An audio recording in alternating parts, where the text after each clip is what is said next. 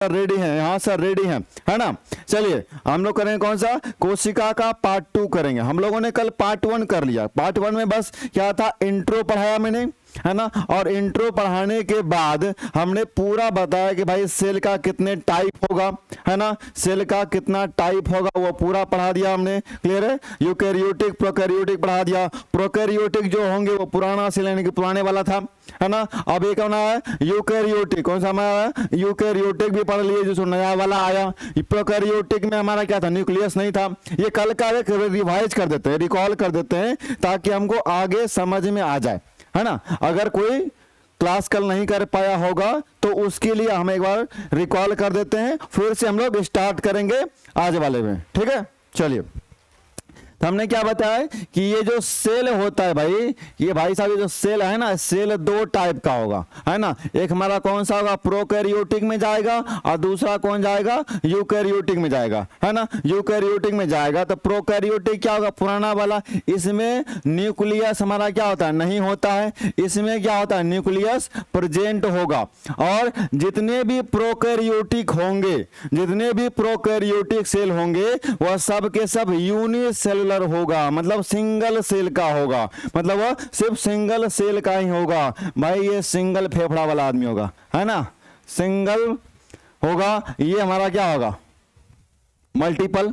ये क्या हमारा हो जाएगा, मल्टीपल में आ जाएगा। बहु कोश क्या कहते हैं इसको, मल्टीपल, है ना। इसको डबल मत लिख दीजिएगा, ये मल्टीपल आएगा। 2 से ज्यादा भी हो सकता है, बस 1 से ज्यादा होगा तो हमारा क्या आ जाएगा, मल्टीपल में आ जाएगा, है ना। ठीक, पीडीएफ नहीं मिलता भाई, क्या है, कुछ प्रॉब्लम हो गया, उसमें कुछ इशू हो गया जिस वजह से आपको नहीं जा रहा है ना। और जैसे ही वो प्रॉब्लम सॉल्व होगा आपको मिल जाएगा, उसकी चिंता ना करें आप, है ना। पीडीएफ आपको मिल जाए, लेकिन किस कारणवश आपको नहीं जा पा रहा है, ठीक है। उसके लिए हमको भी दुख है कि आपको नहीं मिल पा रहा है, जल्दी ही मिल जाएगी आपको, ठीक है। चलिए, हमारा क्या है, ये सिंगल सेल था प्रोकैरियोटिक, इसमें न्यूक्लियस नहीं होगा, उसमें हो हमारा होगा, प्रेजेंट होगा। क्लियर है, इसकी बात पढ़ लिए। इसके बाद हमारा क्या था, इसके बाद हम क्या पढ़े थे कल, ये भी पढ़ लिए थे कि कौन सबसे बड़ा सेल होगा, कौन सबसे छोटा होगा। सबसे बड़ा हमने क्या पढ़ा, शुतुरमुर्ग के अंडे का। एक खासियत ये है कि शुतुरमुर्ग का जो अंडा है ना, है तो सबसे बड़ा, है ना, है तो सबसे बड़ा, लेकिन सिंगल सेल का ही है। यानी कि इतना बड़ा अंडा एक किलो सेल का बना हुआ है ना। इतना बड़ा जो अंडा लगा हुआ है शुतुरमुर्ग का अंडा, यह सिर्फ सिंगल सेल का ही बना हुआ है, सिर्फ एक ही सेल का बना हुआ है ना। एक ही सेल पूरा अंडा है। क्लियर है, ये कल का ही सिर्फ हम इसका आपको रिकॉल करा रहे हैं, एक बार कल का ही रिकॉल करा रहे हैं। आज फिर नया स्टार्ट होगा, आज फिर नया स्टार्ट होगा, और क्लास अभी जस्ट शुरू ही हुआ है ना, इसलिए तो हम रिकॉल करा रहे हैं आपको पिछला वाला, ठीक। ये क्या होगा, सिंगल सेल वाला, एक ही सेल है हमारा, एक ही सेल शुतुरमुर्ग का अंडा है। उसके बाद सबसे लंबा कौन सा था, हमारा ह्यूमन में था ना, न्यूरॉन। ह्यूमन में तंत्रिका तंत्र जो होती है, हमारा न्यूरॉन होता है, वो सबसे लंबी होती है ना, लगभग ये कम से कम 6 फीट 6.5 फीट तक का होता है ना। सबसे लंबा देखा जाए तो न्यूरॉन होता है हमारा, ठीक है ना। रोज रोज प्रॉब्लम नहीं होता, ये कंटिन्यू प्रॉब्लम अभी हो ही रहा है, वो सॉल्व नहीं हो पाया, जिस वजह से आप तक पहुंचा नहीं है पीडीएफ, है ना, इस वजह से, ठीक। वो जैसे ही प्रॉब्लम सॉल्व होगी आपको तुरंत मिल जाएगा। क्लियर है। चलिए, अब हमारा क्या हो गया, ये यहां तक की बात क्लियर हो गई। इतनी सी बात थी कल, छोटी सी बात मैंने कल बताई थी, शॉर्ट में था। अब आगे पढ़ना, इतना जान लीजिए कि हमको किसी भी सब्जेक्ट में यहाँ पे पीएचडी नहीं करना, किसी भी टॉपिक में पीएचडी नहीं करना, उतना ही पढ़ना है जितना में हमको नंबर मिल जाए। क्लियर है, क्योंकि आप यहाँ 9, 10, 11, 12 का क्लास करने तो आए नहीं है। आपको क्या करना है, एक क्लास अपना जो फॉर्म भरे उस फॉर्म को क्रैक करना, फॉर्म को फिल करना, और एक बेहतर कॉलेज को लेना है ना। तो उसको लेकर के आप यहाँ पढ़ेंगे। चलिए, अगला क्लास हम स्टार्ट करते हैं। क्लास स्टार्ट करने से पहले हमारा आज का ये पहला पार्ट का होगा कोशिकांग, सेल ऑर्गेनल्स, है ना। कि हमारे सेल में, हमारा बॉडी सेल का बना हुआ है, कोशिका का बना हुआ है ना, कोशिका का बना हुआ है। अब उस कोशिका का, ठीक, कोशिका का क्या, क्लास अभी जस्ट शुरू हुई है, क्लास अभी जस्ट शुरू हुआ है ना। चलिए, अब क्या है कि कोशिका के अंदर में, सेल के अंदर में और कौन कौन से कोशिकांग पाए जाते हैं उनके बारे में हमको पढ़ना है, उनके बारे में हमको पढ़ना है। तो पहला क्या हमारा एंडोप्लाज्मिक रेटिकुलम, इसको शॉर्ट में ईआर भी कहा जाता है, कहीं पे लिखा रहेगा ER, endoplasmic reticulum, endoplasmic reticulum ये रहा। इसको हिंदी में क्या कहेंगे, अंतःपद्रवी जालिका, अंतःपद्रवी जालिका। जैसे आपको हिंदी और इंग्लिश दोनों में जिसमें समझ में आए आप उसमें कर सकते हैं, है ना। ठीक, और सुना बात। अब आता है हमारा क्या होगा दूसरा, पहला पार्ट में क्या कर रहा है कि जंतु तथा पादप कोशिका के कोशिका द्रव में दोहरी झिल्ली से घिरी नालिकाओं का एक विस्तार, यानी कि हमारा जो है अंतःपद्रवी जालिका, ये जो हमारा कोशिका द्रव होता है ना, उस कोशिका द्रव के बारे में हम लोग कल पढ़ लिए थे। साइटोप्लाज्म कल पढ़ लिए थे, प्रोटोप्लाज्म हम लोग कल पढ़ लिए थे, है ना, ये सब हम लोग कल पढ़ा था। इसके बारे में करा है कि इसके पास दोहरी झिल्ली यानी कि डबल मेम्ब्रेन, ये हमारा क्या हो गया डबल मेम्ब्रेन है कि एक ऐसे बना होगा, फिर इसके ऊपर एक और मेम्ब्रेन है कि डबल मेम्ब्रेन बना होगा, है ना, डबल मेम्ब्रेन। और बीच में होता हमारा कौन, वहां पर न्यूक्लियस होता है भाई, है ना। तो दोहरी झिल्ली से घिरी नालिकाओं का एक विस्तृत जाल होता है, यानी फैला हुआ एक बड़ा सा नेट टाइप का जाल होता है, जो एक ओर से केंद्रक, एक ओर से केंद्रक मेम्ब्रेन, उसी को कहते हैं केंद्रक कला, है ना, न्यूक्लियस मेम्ब्रेन, ये क्या होगा nucleus membrane, nucleus membrane, nucleus membrane annum देते हैं इसको, न्यूक्लियस मेम्ब्रेन को बोलते हैं केंद्रक कला। तथा दूसरी ओर से कोशिका कला यानी कि सेल मेम्ब्रेन, क्या हमारा हो गया सेल मेम्ब्रेन, ये जो कला होगा उसी को कहते हैं मेम्ब्रेन, है क्या कहते हैं उसको मेम्ब्रेन कहते हैं। तो वो केंद्रक कला और कोशिका कला, यानी कि हमारा न्यूक्लियस मेम्ब्रेन और सेल मेम्ब्रेन दोनों तरफ से बीच में उसका इन दो, इसकी एक तरफ होगा केंद्रक मेम्ब्रेन, दूसरी तरफ होगा सेल मेम्ब्रेन, उन दोनों के बीच में हमारा कौन होता है, ये एंडोप्लाज्मिक रेटिकुलम प्रेजेंट होता है। इसे क्या कहते हैं अंतःपद्रवी जालिका कहते हैं, इसी को हमारा क्या कहते हैं अंतःपद्रवी जालिका कहते हैं, यानी कि एंडोप्लाज्मिक रेटिकुलम, यानी कि शॉर्ट में कहें तो ईआर कहा जाता है ना, ईआर कहा जाता है ना। हाँ जी, पैरामेडिकल का फॉर्म आपका आ गया है ना।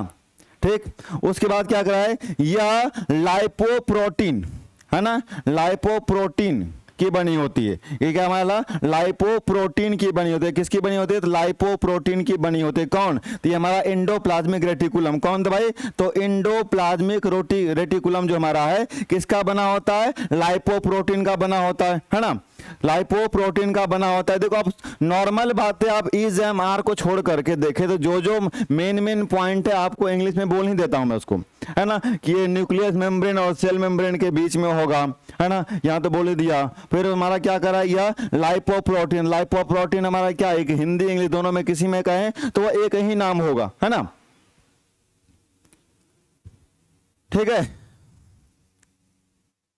ठीक, यहां आते अब आते हैं इस पे, यहां पे देख लीजिए फटाफट, यहां सामने देखिए सामने क्या चल रहा है, इसको ध्यान से सुनिए, है ना। और जितना बता रहे बस उतना सा ही पढ़ना आपको, एक्स्ट्रा कुछ और नहीं पढ़ना, क्योंकि इसके अलावा एग्जाम में कुछ और आता है नहीं, तो आपको ज्यादा दिमाग लगाना नहीं उस पे, जो है वहीं पे जो समझना है समझ में नहीं आ रहा है उस क्वेश्चन को लिखो आप, उस पे क्वेश्चन मार्क लगाओ, आपको पता चल जाएगा, है ना।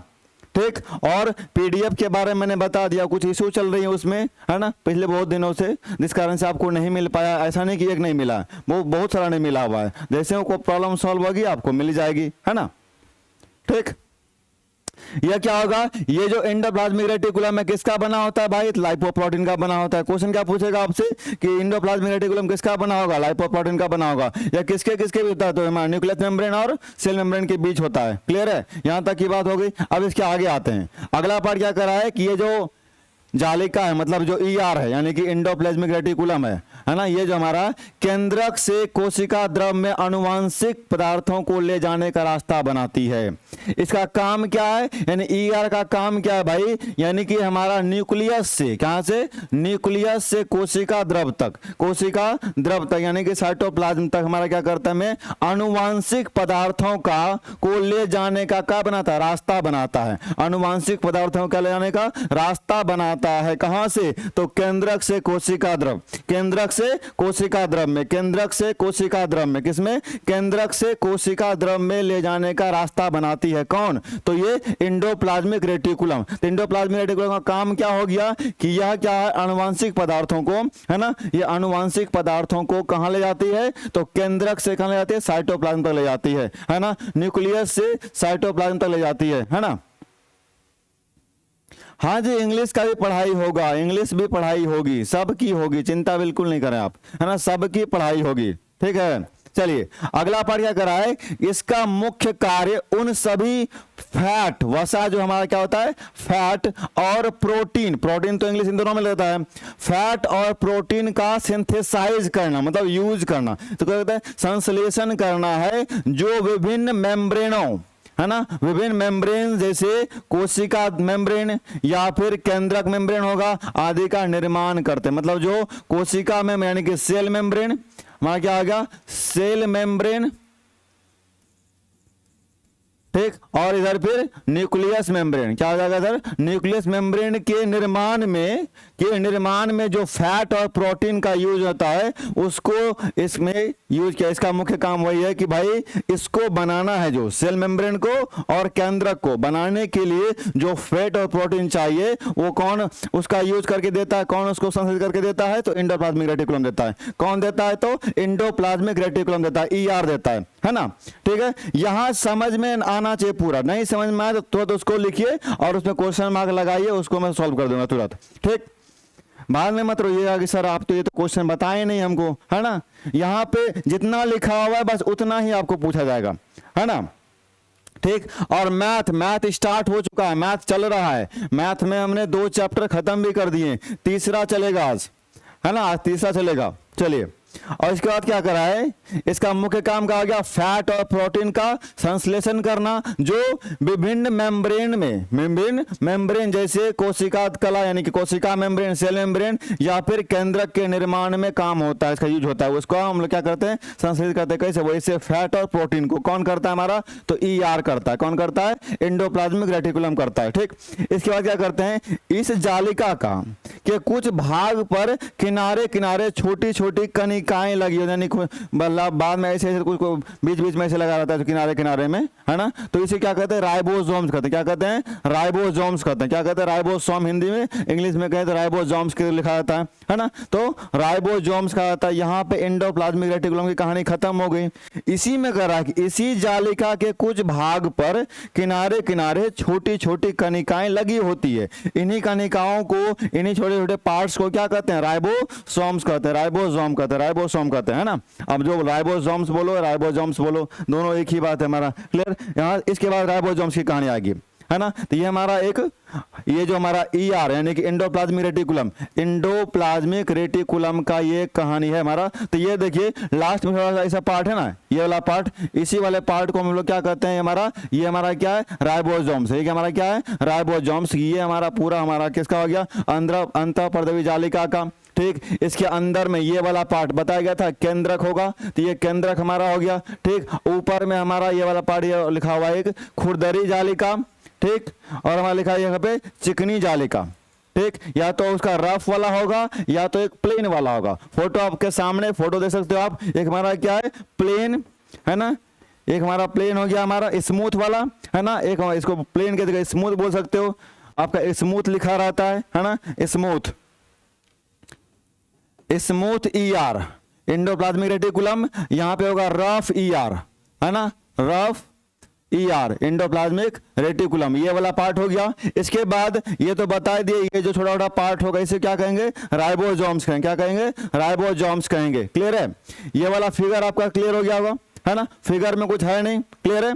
आप यहाँ पे देखो, है ना, यहां समझ में नहीं आएगा तो उसको बताइएगा, ठीक है। चलिए अगला पार्ट आते हैं राइबोसोम्स के बारे में, कि हमारा राइबोसोम्स लिखा हुआ है ना, राइबोसोम्स कहें या राइबोसोम्स कहें, ये वाला पार्ट है। अब इसके बारे में पढ़ेंगे। ये हमारा एंडोप्लाज्मिक रेटिकुलम क्लियर हो गया, इंडोप्लाज्मिक रेटिकुलम क्लियर हो गया है ना। ये हमारा क्या है, बस सेल मेम्ब्रेन और हमारा जो कोशिका द्रव और हमारा क्या है केंद्रक है, इन दोनों के बीच में पाया जाएगा। क्लियर है। ये हमारा फिर दो टाइप का होगा, क्या स्मूथ हमारा, दूसरा रफ वाला, एक स्मूथ वाला एक रफ वाला हो जाएगा।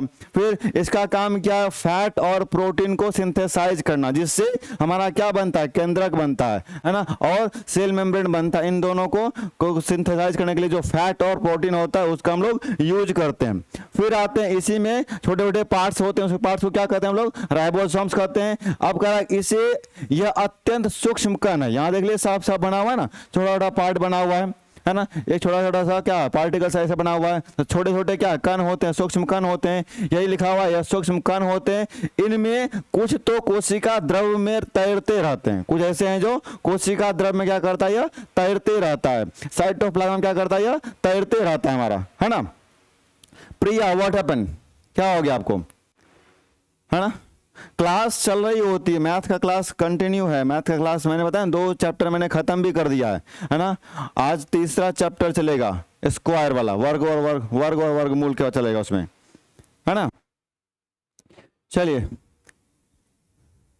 आगे आते हैं, क्या हमारा है ये, जबकि अधिकांशतः अंतःप्रद्रवी जालिका के सिरों पर लगे रहते हैं। कौन भाई, राइबोसोम्स। कि कुछ ऐसे कण होते हैं जो कोशिका द्रव के अंदर होता है, कोशिका द्रव में तैरते रहते हैं। अब बाकी के सब किस में होते हैं, तो भाई ये जो हमारा ER है ना, ये ER के जो जितने डॉट डॉट हमारे बन रहे हैं, ये डॉट डॉट में हमारा क्या हो गया, यही सब हमारा क्या है, यही सब क्या राइबोसोम्स है, यही सब क्या हमारा राइबोसोम्स है। तो ज्यादातर कहाँ पाए जाते हैं ये राइबोसोम्स, तो हमारा ER के लास्ट में एंडिंग पार्ट में जो होगा, है ना, ये हमारा पाया जाएगा। ठीक, और उसके बाद फिर बाकी के जो कुछ बचे रहेंगे वो क्या होंगे, उसके अंदर होंगे। किसके अंदर, तो भाई कोशिका द्रव के अंदर। तो राइबोसोम्स कहाँ पाया जाएगा, 2 जगह, या तो कोशिका द्रव के में तैरते रहते हैं, या क्या होगा, कोशिका द्रव में तैरते रहेंगे, है ना। या तो यह कोशिका द्रव में तैरेगा, या तो फिर दूसरा कहाँ होगा, या एंडोप्लाज्मिक रेटिकुलम के ऊपर डॉट डॉट शेप में बना रहेगा। ठीक है, बस इतनी सी बात कर रहा है। क्लियर। नोटिफिकेशन नहीं आता, नोटिफिकेशन तो दे दिया जाता है यहाँ पे, आप उसको सही से चेक कीजिएगा, मिल जाएगा आपको, है ना। सेवक बैच पे चेक कीजिएगा, सेवक बैच पे, है ना। कौन सा, सेवक बैच पे। आप सेवक बैच पे चेक करोगे, सेवक जो हमारा नया लाया बैच, इसमें आप चेक करोगे तो इसमें आपको दिखाई देगा कि वहाँ पे मैथ 4:45 में पर डे चल रही है ना, 4:45 में पर डे चलती है। ठीक, है ना। ठीक है, चलिए आगे आते हैं। अगला हमारा क्या कर रहा है कि यह राइबोसोम्स, ये हमारा क्या है, राइबो न्यूक्लिक एसिड नामक अम्ल व प्रोटीन के बने होते हैं। यानी कि जो राइबोसोम्स हैं ये हमारा किसका बना होता है, RNA, जो लिखा हुआ है यहाँ पे राइबो न्यूक्लिक एसिड, क्या होता है, राइबो न्यूक्लिक एसिड का बना होता है, तथा वह क्या अम्ल नामक अम्ल व या फिर क्या प्रोटीन के बने होते हैं। तो राइबो न्यूक्लिक एसिड, एसिड हमारा क्या अम्ल है, तो RNA या फिर दूसरा क्या प्रोटीन के बने होते हैं। कौन, तो हमारा भाई राइबोसोम्स। कौन होता है, राइबोसोम्स, है ना। ये एप्लीकेशन पे होता है, एप्लीकेशन पे मैं बताता हूँ, सेवक एप्लीकेशन ही हुआ, है ना, उसमें एक सेवक बैच है, उस पर आप क्लिक करोगे तो आपको दिख जाएगा। ठीक है, ठीक, मैंने बता तो दिया। अभी YouTube पे भी चलेगी शाम के 6 से 7, वहाँ पर अलग अलग होगा, एक साइंस होगा, फिर मैथ होगा, फिर इंग्लिश होगा, तीनों चलेगी। लेकिन 4:45 में पर डे मैथ चलता है, 4:45 में पर डे एप्लीकेशन पे मैथ चलता है। ठीक है, चलिए अब आते हैं क्या हमारा, तो ये RNA से बना होगा, दूसरा कौन होगा, प्रोटीन से बना होगा। कौन भाई, तो राइबोसोम्स। राइबोसोम्स किसका बना होता है, RNA से या फिर किसका, और दूसरा प्रोटीन से। किसका, प्रोटीन से। RNA से और प्रोटीन से, RNA से और प्रोटीन से बना होता है ना, RNA से और प्रोटीन से बना होता है। कौन हमारा, तो ये हमारा राइबोसोम्स, है ना। इसलिए इन्हें राइबोन्यूक्लियो प्रोटीन कहा जाता है, इसलिए इसे क्या कहते हैं, राइबो न्यूक्लियो प्रोटीन। हिंदी में लिखा हुआ है, इंग्लिश में भी यहाँ लिखा हुआ है, इसे राइबो न्यूक्लियो प्रोटीन कहा जाता है। क्यों, क्योंकि यह RNA तथा प्रोटीन दोनों से मिलके बना होता है, RNA तथा प्रोटीन से मिलके बना होता है। ये आप जो फालतू के कमेंट कर रहे हो उससे बेहतर आप यहाँ देखो, फिर यहाँ बोलो ये सब समझ में नहीं आया, है ना। कमेंट उतना ही कीजिए जितना जरूरत हो, जो नहीं हो आप यहाँ पढ़ने आए हो ना, ज्यादा फोकस आपका इस पे होना चाहिए। मैंने बता दिया PDF आपको मिल जाएगा, जाएगा। साथ ही साथ आपका जो मैथ का क्लास है वो चल रहा है 4:45 में, किस में, तो सेवक बैच पे हमारा चल रहा है। यहाँ पे आप देख सकते हैं आकर के, पूरा मिल जाएगा आपको सब चीज, है ना। उसमें कुछ अभी बच्चे क्लास कर रहे होते हैं, राजू कुमार आप तो करते हैं ना, है ना। चलिए अगले आते हैं, अगले पार्ट में आते हैं हमारा ये राइबोसोम्स के बारे में। तो हमारा राइबोसोम्स का दूसरा नाम क्या आ गया, राइबो न्यूक्लियो प्रोटीन। क्यों हो गया भाई, क्योंकि ये आरएनए तथा प्रोटीन से मिलकर बना होता है। क्या होता है, आरएनए तथा प्रोटीन से मिलकर बना होता है। क्लियर है, ठीक है। सब के सब क्लास चलेंगे भाई, क्यों चिंता करते हो आप लोग, टोटल क्लास चलेगा आपका, जितना सिलेबस है सब पूरा होगा, ठीक है।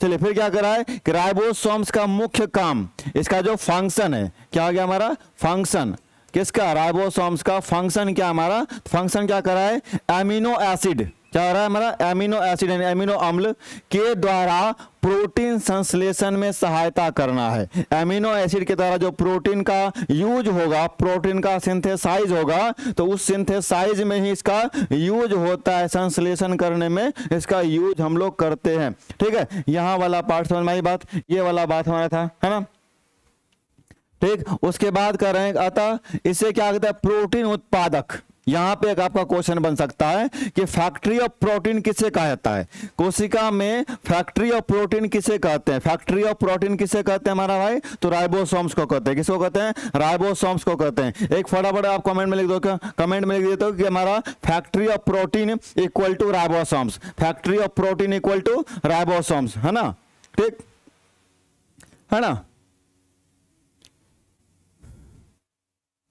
चलिए अब अगला पार्ट हमारा क्या है कि राइबोसोम्स का निर्माण कहाँ होता है भाई, केंद्रिका में होता है। ये केंद्रिका कहाँ होता है, केंद्रिका कहाँ होगा, केंद्रक के अंदर होगा, केंद्रक के अंदर, केंद्रक के अंदर, यानी कि ये हमारा सेल होगा, है ना, ये हमारा डबल लेयर का होता है, इसके बीच में हमारा न्यूक्लियस है, न्यूक्लियस के अंदर भी एक और डॉट होता है, इसको बोलते हैं क्या, केंद्रिका। यानी कि ऊपर वाला पार्ट हमारा हो गया केंद्रक, ऊपर वाला पार्ट हो गया केंद्रक, और अंदर वाला पार्ट क्या हो गया हमारा, केंद्रिका। क्या हो गया हमारा, हो गया ये केंद्रिका में आ जाएगा। बात समझ में आई बात, केंद्रिका कहाँ होगी, तो कह रहा है क्या, राइबोसोम्स किसके निर्माण में करता है, केंद्रिका का निर्माण में होता है। राइबोसोम्स का निर्माण केंद्रिका में होता है। राइबोसोम का निर्माण कहाँ होता है, केंद्रिका में होता है। कहाँ होता है, केंद्रिका में होता है ना, ठीक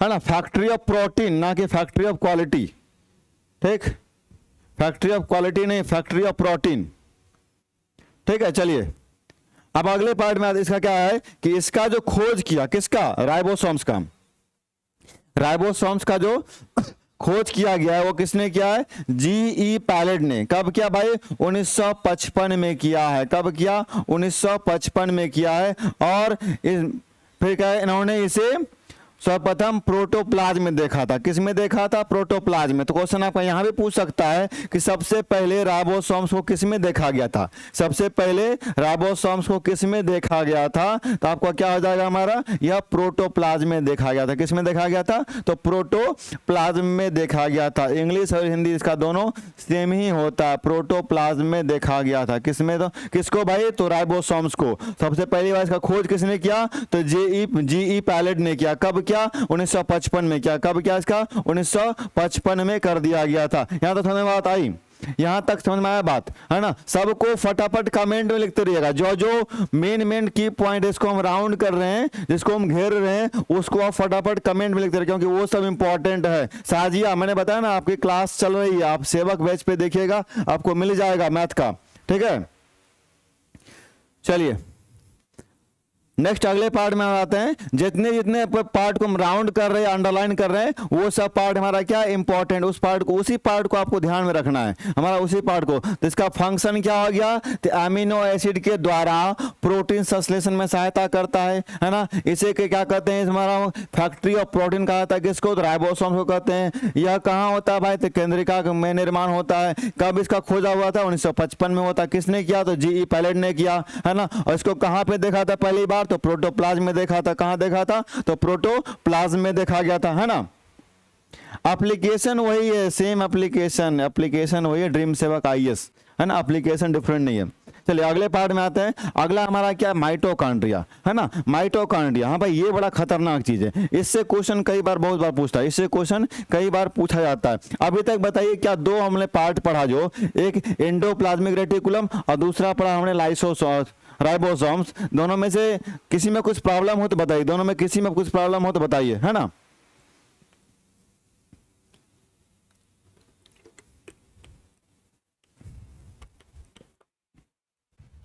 दोनों में कहीं पर भी कोई प्रॉब्लम हो तो बताइए, ठीक। चलिए हमारा अगला पार्ट क्या, हमारा अगला पार्ट में आता है क्या, माइटोकॉन्ड्रिया, है ना, माइटोकॉन्ड्रिया। क्लियर, इसके बारे में हमको जानना है। तो इसका सिंपल सबसे पहला बात क्या है कि माइटोकॉन्ड्रिया क्या कहते हैं, पावर हाउस कहते हैं। ये हमारे क्या होते हैं, यह सेल का पावर हाउस होता है, यानी कि पूरा जो एनर्जी सप्लाई करता है, एनर्जी का जो सप्लाई होता है, यानी कि ग्लूकोज क्या होता है, ग्लूकोज, ये जो हमारा ग्लूकोज होता है ना, ग्लूकोज का ब्रेक डाउन होता है, ग्लूकोज का क्या होता है, दहन होता है, क्या होता है, दहन होगा, है ना, ग्लूकोज का क्या होता है, दहन होता है, दहन होता है, ग्लाइकोज, है ना, ग्लाइकोजन, ग्लाइकोजन नाम सुना होगा आप लोगों ने, और वो ग्लूकोज का इसमें क्या होगा, दहन होगा, जिससे पायरुवेट बनता है ना, ग्लूकोज का दहन होगा और क्या होगा, पायरुवेट बनेगा, क्या बनेगा, पायरुवेट बनेगा, है ना। और एक ग्लूकोज, ध्यान रखिएगा, है ना, इसे क्वेश्चन आता है, एक ग्लूकोज का जब दहन होगा तो उसमें एनर्जी के फॉर्म में कुछ क्रिएट होता है ना, कुछ ऊर्जा क्रिएट होती है, उसी क्रिएटेड एनर्जी को बोलते हैं हम लोग एटीपी, क्या कहते हैं, एटीपी कहते हैं, क्या कहते हैं हम लोग, एटीपी कहते हैं, है ना। इसी से जो एनर्जी बनेगा, ये तो हमारा क्या, ग्लूकोज का हमारा दहन होगा, जिससे हमारा क्या बनेगा, पायरुवेट बनेगा, है ना, पायरुवेट बनता है ना, पायरुवेट के फॉर्म में होता है हमारा। इसके बाद फिर इससे जो ऊर्जा निकलती है, इससे जो ऊर्जा निकलती है, उस ऊर्जा को क्या कहते हैं, एटीपी कहते हैं, क्या कहते हैं, एटीपी। फटाफट कमेंट में लिखे तो एटीपी का फुल फॉर्म क्या होगा, एटीपी का फुल फॉर्म क्या होगा, है ना, एटीपी का फुल फॉर्म क्या होगा, है ना, एटीपी का फुल फॉर्म क्या होगा, एडिनोसिन ट्राइफॉस्फेट, क्या होता है, एडिनोसिन ट्राइफॉस्फेट। क्लियर है, ठीक।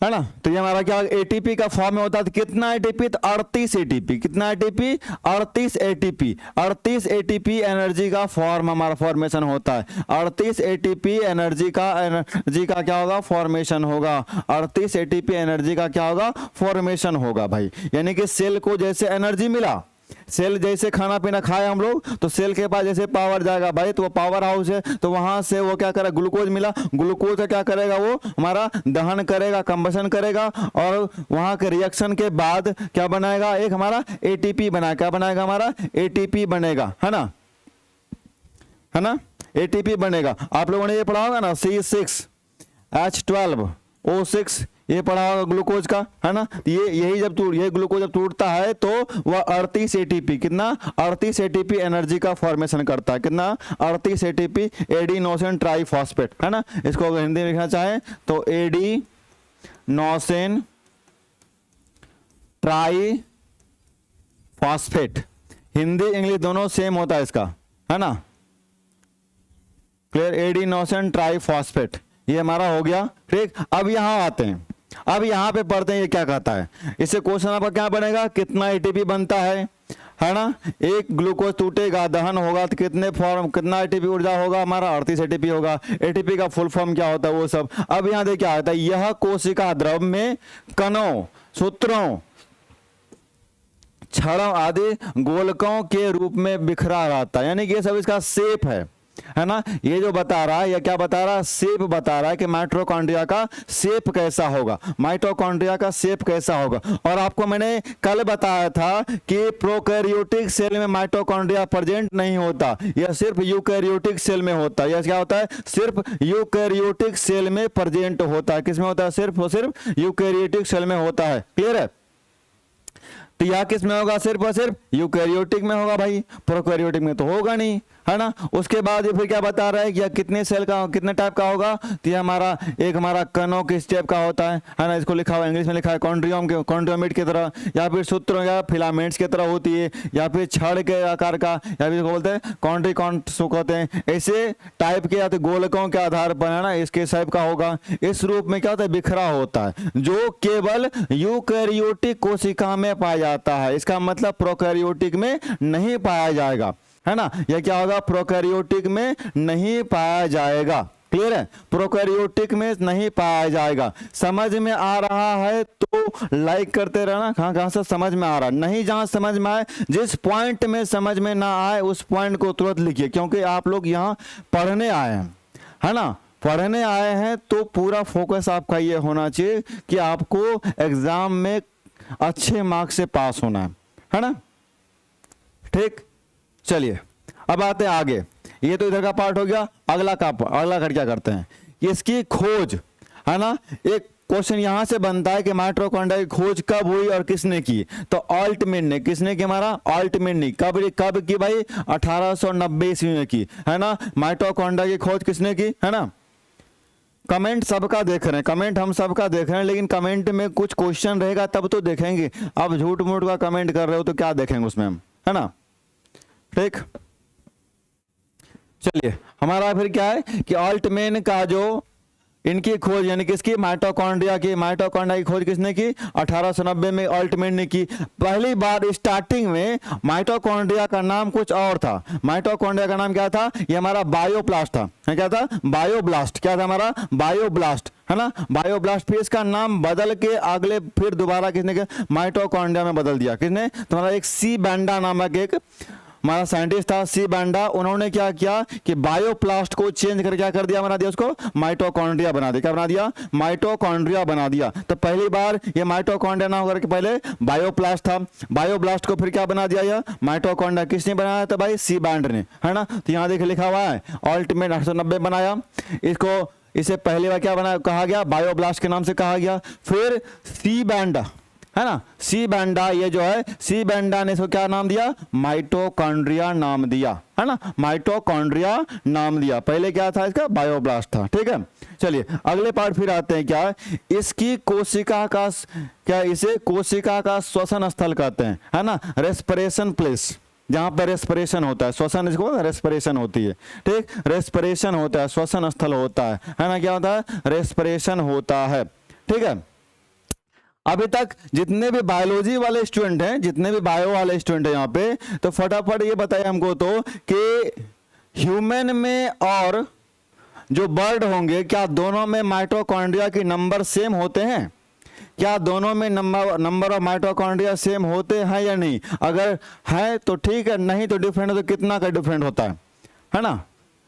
हमारा इसको बताइए फटाफट। यहाँ क्या होगा, इसे कोशिका का श्वसन स्थल कहते हैं, यानी कि रेस्पिरेशन जो प्लेस है वो हमारा होगा, रेस्पिरेशन प्लेस होगा उसे कहते हैं। ठीक है, फिर हमारा क्या है, इसे कोशिका का बिजली घर तो बता दिए पावर हाउस कहते हैं। Power house of the cell कहा जाता है। इसे क्या कहते हैं, power house of the cell कहा जाता है, power house of the cell. एक क्वेश्चन बना हुआ था कि पक्षियों में माइटोकॉन्ड्रिया कितने पाई जाती है ना, नंबर ऑफ माइटोकॉन्ड्रिया कितने होते हैं हमारे पक्षियों में, है ना। अंचला किशोरी क्या पूछे, बोलिए, है ना। इतना लीजिए, कोई भी जो बर्ड होगा ना, बर्ड का जो पंख होता है ना, जिससे वो उड़ सकता हो, तो उड़ने में उसको ज्यादा एनर्जी चाहिए, तो ज्यादा एनर्जी चाहिए इसलिए क्या होता है, नंबर ऑफ माइटोकॉन्ड्रिया उसमें ज्यादा होता है। कितना भाई, तो लगभग 6 लाख, है ना, कितना, लगभग 6 लाख होता है किसमें, बर्ड के फीदर में, यानी कि उड़ने वाला जो उसका पंख होता है ना, उसमें क्या होता है, लगभग 6 लाख होता है, 6 लाख माइटोकॉन्ड्रिया कि ज्यादा एनर्जी देगा। ऊपर में उड़ना इतना आसान नहीं होता, उसको ज्यादा एनर्जी चाहिए होता है। ठीक है, और एक चीज आरबीसी, है ना, ये जो हमारा रेड ब्लड सेल है, रेड ब्लड सेल आरबीसी, इसमें हमारा माइटोकॉन्ड्रिया नहीं पाया जाता है। ठीक, चलिए आते आगे, है ना। अगले पार्ट हमारा क्या हो गया, हमारा कि माइटोकॉन्ड्रिया में डीएनए के अणु पाए जाते हैं। किसके भाई, तो डीएनए, है ना, डीएनए, डीएनए से तो पहले से आप लोग वाकिफ होंगे, डीएनए के अणु पाए जाते हैं, इसलिए इसे अर्ध स्वायत्त कोशिका कहा जाता है ना, अर्ध स्वायत्त कोशिका कहा जाता है। क्यों? क्योंकि यह डीएनए के अणु में पाए जाते हैं, माइटोकॉन्ड्रिया डीएनए के अणु में पाए जाते हैं, इसलिए इसे क्या कहता है? अर्ध स्वायत्त कोशिका। क्या कहते हैं इसे? अर्ध स्वायत्त कोशिका, है ना, ठीक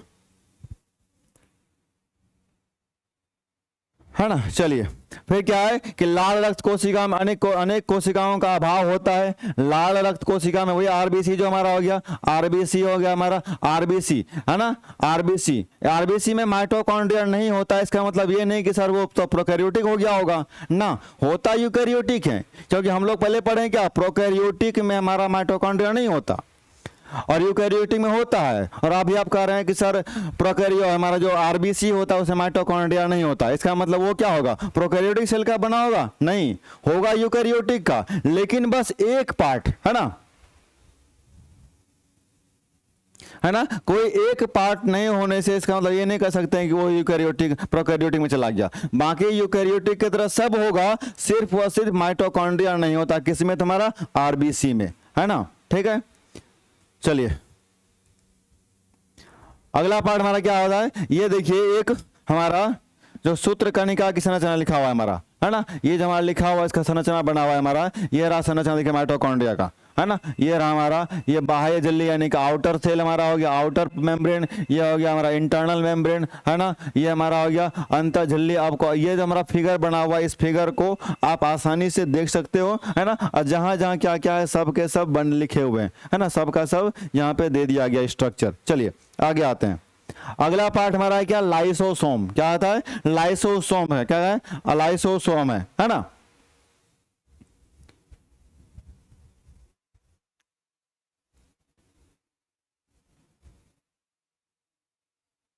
आदित्य सिंह कहाँ रिपीट करेंगे, कहाँ पे? इसमें तो बता ही दे, रिपीट में क्या करना है, तो सिंपली बता दिए भाई कि माइटोकॉन्ड्रिया में क्या डीएनए के अणु पाए जाते हैं, इसलिए से क्या कहते हैं? अर्ध स्वायत्त कोशिका कहते हैं, है ना। और आरबीसी में क्या होता है हमारा? माइटोकॉन्ड्रिया नहीं होता है, जिस वजह से इसको कुछ लोग कहते हैं प्रोकैरियोटिक सेल में, तो प्रोकैरियोटिक में नहीं, ये यूकैरियोटिक में ही होता है ना। चलिए ठीक है, चलिए अगला पार्ट आता है, जहां समझ में ना आए वहां आप क्वेश्चन पूछो। आप ये बोलोगे सर मेरा नाम नहीं ले रहे हैं सर, ये बता दीजिए, वो फालतू के क्वेश्चन करने यहाँ पे थोड़े हैं आप लोग, पढ़ने आए ना, तो पढ़ लीजिए पहले। जो फालतू के जो भी और एक्स्ट्रा आपको इन्फॉर्मेशन लेना होगा आप लास्ट में मैसेज कीजिएगा, मैं आपका सारा आपको बता दूंगा। सब जितने भी डाउट होंगे वो सारे डाउट मैं लास्ट में आपको बता दूंगा, ठीक है।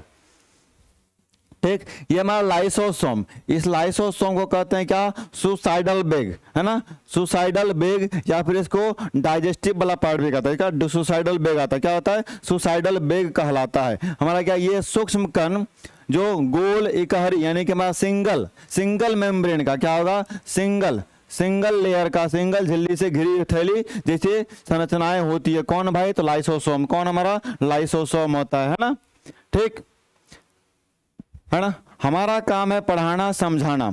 आप अगर पढ़ना नहीं चाहे तो फिर आपको कोई नहीं पढ़ा सकता।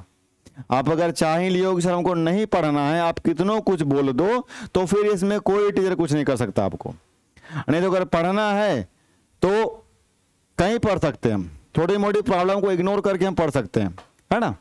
चलिए फिर क्या है? सभी यूकैरियोटिक कोशिकाओं में पाए जाते हैं। कौन? लाइसोसोम्स, किंतु प्राणी कोशिकाओं में अधिक पाया जाता है। ये जो हमारा एनिमल सेल है, ये एनिमल सेल में अधिक पाया जाता है। और लेकिन क्या कर रहा है कि जितने भी यूकैरियोटिक है सब में पाया जाएगा, मतलब प्लांट सेल में पाया जाएगा यह, है ना, यह प्लांट सेल में भी होगा और एनिमल सेल में भी होगा, एनिमल सेल में भी होगा, दोनों में पाया जाएगा। लेकिन एनिमल सेल में इसकी संख्या ज्यादा होती है, एनिमल सेल में इसकी संख्या ज्यादा होती है। यहां तक वही बात है ना, ठीक। उसके बाद हमारा क्या है? नेक्स्ट पार्ट क्या कर रहा है? इसमें ऐसे एंजाइम्स होते हैं, किसमें भाई? लाइसोसोम में, जो जीव द्रव को घुलाने या नष्ट कर देने का क्षमता रखता है। ये हमारा क्या है? एक ऐसे कुछ क्या होता है? एंजाइम्स होते हैं जो क्या करता है? यह जीव द्रव को क्या करता है? नष्ट कर देता है। इसलिए से क्या कहते हैं? सुसाइडल बेग कहता है। यह डिस्ट्रॉय कर देता है भाई, खुद को क्या करता है? डिस्ट्रॉय कर देता है। यह क्या करता है? उसको डिस्ट्रॉय कर देता है ना, है ना। चलिए अगले पार्ट में क्या कर रहा है कि यह जीवाणु और विषाणु से रक्षा करता है। कौन हमारा भाई? लाइसोसोम। क्या करता है हमारा? लाइसोसोम हमको प्रोटेक्ट करता है। किससे? तो जीवाणु से और विषाणु से, यानी बैक्टीरिया से, जो हार्मफुल बैक्टीरिया उससे, या फिर हमारा वायरस से, है ना, वायरस से। ठीक, क्लियर है? अब ये हमारा पार्ट रहा। दूसरा पार्ट क्या करा है कि इसकी खोज, किसकी खोज भाई? लाइसोसोम। लाइसोसोम की खोज किसने की? डी ड्यूब ने, है ना, डी ड्यूब, या फिर इसको हिंदी में कहें डी ड्यूबे कहते हैं, जो 1955 में किया गया था। कब? 1955 में किया गया था। कब किया गया था? 1955 में किया गया था, है ना। उसके बाद फिर क्या करा, इसमें लगभग 50 प्रकार के एंजाइम पाए जाते हैं। तो आपको यहां भी क्वेश्चन पूछेगा भाई कि लाइसोसोम में कितने टाइप के एंजाइम पाए जाते हैं। ऑप्शन दे देगा आपको, उस ऑप्शन से आपको आंसर बनाना है ना। ठीक, चलिए हमारा क्या कर रहा है कि इसमें कितने टाइप का पाया जाएगा? 50 टाइप के एंजाइम पाए जाते हैं। इसकी खोज किसने की? डी ड्यूबे ने की। कब किया भाई? 1955 में किया, जिस कारण से इसे नोबेल पुरस्कार मिला। इस नोबेल पुरस्कार से साइंस से आपको क्वेश्चन पूछता, कई बार आप लोगों ने बनाया भी होगा। तो कब मिला? 1974 में। 1974 में क्या मिला इसको? नोबेल पुरस्कार मिला। किसको मिला भाई? डी ड्यूबे को, है ना, डी ड्यूबे को, जो 1955 में उन्होंने किसकी खोज की थी? लाइसोसोम की खोज की थी। तो लाइसोसोम के खोज के कारण डी ड्यूबे को 1974 में क्या मिला? इसको एक नोबेल पुरस्कार दिया जाता है ना, नोबेल पुरस्कार इसको मिल गया। यहां तक क्लियर हो गई बात, है ना। यहां तक बस जितना लिखा गया इतना आपको पढ़ना है ना। इसमें समझ में कुछ नहीं आए तो पूछिए, इससे ज्यादा नहीं पढ़ना, है ना। अगर किसी को इसमें समझ में नहीं आ रहा, इसका मतलब है कि वो कुछ ज्यादा ही इसमें घुस गए कि सर अच्छा बताइए इसमें 50 टाइप का एंजाइम क्यों पाया जाता है? 60 क्यों नहीं हुआ? 40 क्यों नहीं हुआ? 100 क्यों नहीं हुआ? है ना। जब इस तरह के थॉट अगर दिमाग में आने लगे तब वैसे बच्चों को समझाना बहुत मुश्किल है ना। क्यों? क्योंकि ये बुक में लिखा हुआ है, जिन्होंने खोजा उनको पता चला 50 है। हम कोई साइंटिस्ट तो है नहीं, हमने किताब पढ़ी, हमको याद है, मैंने बताया आपको, हम अपने टीचर से पढ़ा, हम आपको पढ़ा रहे हैं, है ना। ये होता। अब इसमें अगर ज्यादा घुसने लगे तब बोलेगा सर समझ में नहीं आ रहा। तो ऐसे बच्चों को समझाना बहुत मुश्किल है कि सर 50 क्यों, 40 क्यों नहीं हुआ, है ना, 60 क्यों नहीं हुआ। ठीक, यहाँ होता है, बस इतना समझना है कि सर 50 टाइप के एंजाइम होते हैं, काम खत्म। इस ज्यादा हमको जानना ही नहीं है। ठीक है, अगले पार्ट में आते हैं। अगला क्या कर रहा है? गोल्गी का है, यानी कि गोल्गी बॉडी। क्या रहा हमारा? Golgi body. ये सब के सब क्या है? सेल ऑर्गेनल्स हैं। ये सब के सब क्या हमारा? सेल ऑर्गेनल्स हैं। क्या होते हैं? सेल ऑर्गेनल्स हैं, कोशिकांग है। उसी में से एक हमारा कौन आ रहा है? हमारा ई नंबर, यानी 5वां नंबर क्या आ रहा है? Golgi body. कौन आ रहा है? हमारा गोल्गी बॉडी आ रहा है। ठीक है, ठीक। अब हमारा दूसरा क्या कर रहा है कि प्रत्येक गोल्गी का, यानी कि प्रत्येक गोल्गी बॉडी 4 से 10 चपटी खोखली लंबी मुड़ी हुई थैलियों के समान संरचनाएं होती है। कितना? लगभग 4 से 10 चपटी, यानी फ्लैट, और खोखला, अंदर से क्या होगा? होल होगा, अंदर से क्या होगा? खाली होगा, अंदर से क्या होगा? खाली होगा। ठीक है, फिर खोखली लंबी मुड़ी हुई थैलियों के समान संरचना होती है, जिसे क्या कहते हैं हम लोग? ये गोल्गी बॉडी कहते हैं, जिन्हें सिस्टर्नी कहा जाता है। इसे क्या कहते हैं? एक और पार्ट क्या कहता है? इसे सिस्टर्नी कहा जाता है। क्या कहते हैं इसको? सिस्टर्नी भी कहा जाता है ना। ठीक, चलिए अब हमारा क्या है? सिस्टर्नी पर छोटी छोटी पुटिकाएं होती है। सिस्टर्नी व पुटिकाओं को मिलाकर गोल्गिकाय कहलाते हैं। यानी कि हमारा क्या हमारा गया? एक सिस्टर्नी और दूसरा क्या होगा? पुटिका। इन दोनों को मिलाएंगे तो मिलाने के बाद हमारा क्या बनेगा? एक गोल्गी बॉडी बनेगा, है ना, गोल्गी बॉडी बनेगा। यहाँ लिख देते हैं शॉर्ट में, दोनों को मिलाने पर क्या बनेगा? जीबी बनेगा, है ना, जीबी यानी गोल्गी बॉडी। क्या बनेगा? Golgi body. ठीक है, चलिए, है ना। अगला पार्ट में क्या कर रहा है कि ये जो गोल्गी बॉडी है यह लाइपोकॉन्ड्रिया, उभरता माइटोकॉन्ड्रिया, ये हमारा क्या कर रहा है? लाइपोकॉन्ड्रिया। क्या कर रहा है भाई? लाइपोकॉन्ड्रिया भी कहा जाता है। किसको? तुम्हारा गोल्गी बॉडी को। तो ये भी क्वेश्चन बनेगा कि लाइपोकॉन्ड्रिया हमारा दूसरा, लाइपोकॉन्ड्रिया का दूसरा नाम क्या है? तो गोल्गी बॉडी, गोल्गी बॉडी का दूसरा नाम क्या है हमारा? लाइपोकॉन्ड्रिया, है ना। यहां से क्वेश्चन बनता है। अब पौधों में उपस्थित गोल्गी काय जो होती है, यानी गोल्गी बॉडी को डिक्टियोसोम कहा जाता है। क्या कहते हैं? डिक्टियोसोम कहा जाता है, जो पौधों में पाए जाते हैं। सिस्टर्नी, सिस्टर्नी, है ना। ठीक, हमारा क्या होगा, जो पौधों में पाए जाते हैं गोल्गी बॉडी, वो उसको क्या कहते हैं, डिक्टियोसोम कहते हैं, डिक्टियोसोम, है ना। क्वेश्चन आपका यहाँ बन सकता है कि पौधों में पाए जाने वाले जो हमारे गोल्गी काय होते हैं वो किस, उसका नाम उसे क्या कहते हैं, पौधों में पाए जाने वाले गोल्गी बॉडी का नाम क्या है, क्या है, डिक्टियोसोम कहते हैं, क्या कहते हैं इसको, डिक्टियोसोम कहा जाता है। ठीक है, ठीक। अब आगे आते हैं अगला पार्ट। ये हमारा इसमें क्या हो गया कि यह गोल्गी काय लगभग 4 से 10 चपटी खोखली लंबी मुड़ी हुई थैलियों के समान होती है। फिर जिन्हें क्या कहते हैं, सिस्टर्नी कहते हैं, और सिस्टर्नी तथा पुटिकाओं के मिलने से क्या बनता है, हमारा गोल्गी बॉडी बनता है ना। और गोल्गी बॉडी को क्या कहा था, दूसरा नाम क्या है, लाइपोकॉन्ड्रिया कहा था, क्या, लाइपोकॉन्ड्रिया, माइटोकॉन्ड्रिया नहीं, लाइपोकॉन्ड्रिया, है ना। और इसी को फिर अगर पौधों में उपस्थित होगा तो फिर क्या कहेंगे, डिक्टियोसोम कहेंगे। चलिए आगे आते हैं। अगला पार्ट हमारा क्या कराएगी, जो गोल्गी का यानी गोल्गी बॉडी है, ये कुछ यूकैरियोटिक कोशिका स्तनधारी की लाल रुधिर कणिका यानी कि आरबीसी, जो हमारा मैमल्स होगा, स्तनधारी को इंग्लिश में क्या बोलते हैं, मैमल्स, है ना। मैमल्स की जो आरबीसी होगी या फिर जीवाणु एवं नील हरित शैवाल में नहीं पाए जाते हैं, है ना। क्या होते हैं, में नहीं पाए जाते। कौन भाई, हमारा ये जो गोल्गी बॉडी है, ये गोल्गी बॉडी यहाँ से इंपॉर्टेंट क्वेश्चन बना सकता है वो, है ना। यहाँ पे बना सकता है वो क्या, कि जो गोल्गी बॉडी है कुछ यूकैरियोटिक कोशिका, तो कौन कौन भाई, तो ये जो हमारा स्तनधारी लाल रुधिर कणिका है, यानी कि जो मैमल्स के आरबीसी हैं, मैमल्स के आरबीसी है। तो ह्यूमन किस में आता है, हमारा ह्यूमन किस में आता है, मैमल्स में आता है ना। तो कुछ यानी कुछ स्तनधारी की लाल रुधिर कणिकाओं का या फिर जीवाणु या फिर नीलहरित शैवालों में नहीं पाए जाते हैं। ये हमारा हो गया, है ना। फिर दूसरा करा, इसकी खोज कैमिलो गोल्जी, है ना। कैमिलो गोल्जी था इसलिए लग जाएगा गोल्गी बॉडी, गोल्जी, है ना, गोल्जी का नाम ही रखा हुआ है कैमिलो गोल्जी। कैमिलो गोल्जी अपने नाम से नाम रख दिया, भाई हमने खोजा तो मेरा नाम रोशन होना चाहिए, है ना, कोई दूसरा क्यों करेगा। ठीक। अब हमारा क्या गया, इसकी खोज किसने की, तो कैमिलो गोल्जी ने किया। कब किया भाई, 1898 में किया, है ना। जो हमारा गोल्गी बॉडी है, इस गोल्गी बॉडी का खोज किसने किया, तो कैमिलो गोल्जी ने किया। कब किया, 1898 में किया। फिर दूसरा पार्ट क्या कर रहा है कि यह कोशिका का प्रमुख श्रवण अंग है, यानी कि सेक्रेटरी ऑर्गन है। सेक्रेटरी ऑर्गन है जिससे हमारा कुछ सीक्रेट होते रहता हो, है ना। क्या होता है, कुछ हमारा हार्मोन सीक्रेट होते रहता हो, कुछ हमारा क्या हो, सीक्रेट होने वाला, तो सेक्रेटरी ऑर्गन को कहते हैं, क्या कहते हैं, सेक्रेटरी ऑर्गन। ठीक। किसको कहते हैं भाई, गोल्गी बॉडी को। तो गोल्गी बॉडी क्या है, यह कोशिका का प्रमुख सेक्रेटरी ऑर्गन है, यानी कि इंपॉर्टेंट सेक्रेटरी ऑर्गन है हमारा एक, है ना। चलिए यहां हो गई बात। अब आते हैं आगे, अगले पार्ट में आते हैं। अगले पार्ट में हमारा क्या है, नेक्स्ट पार्ट हमारा क्या कर रहा है भाई, लवक।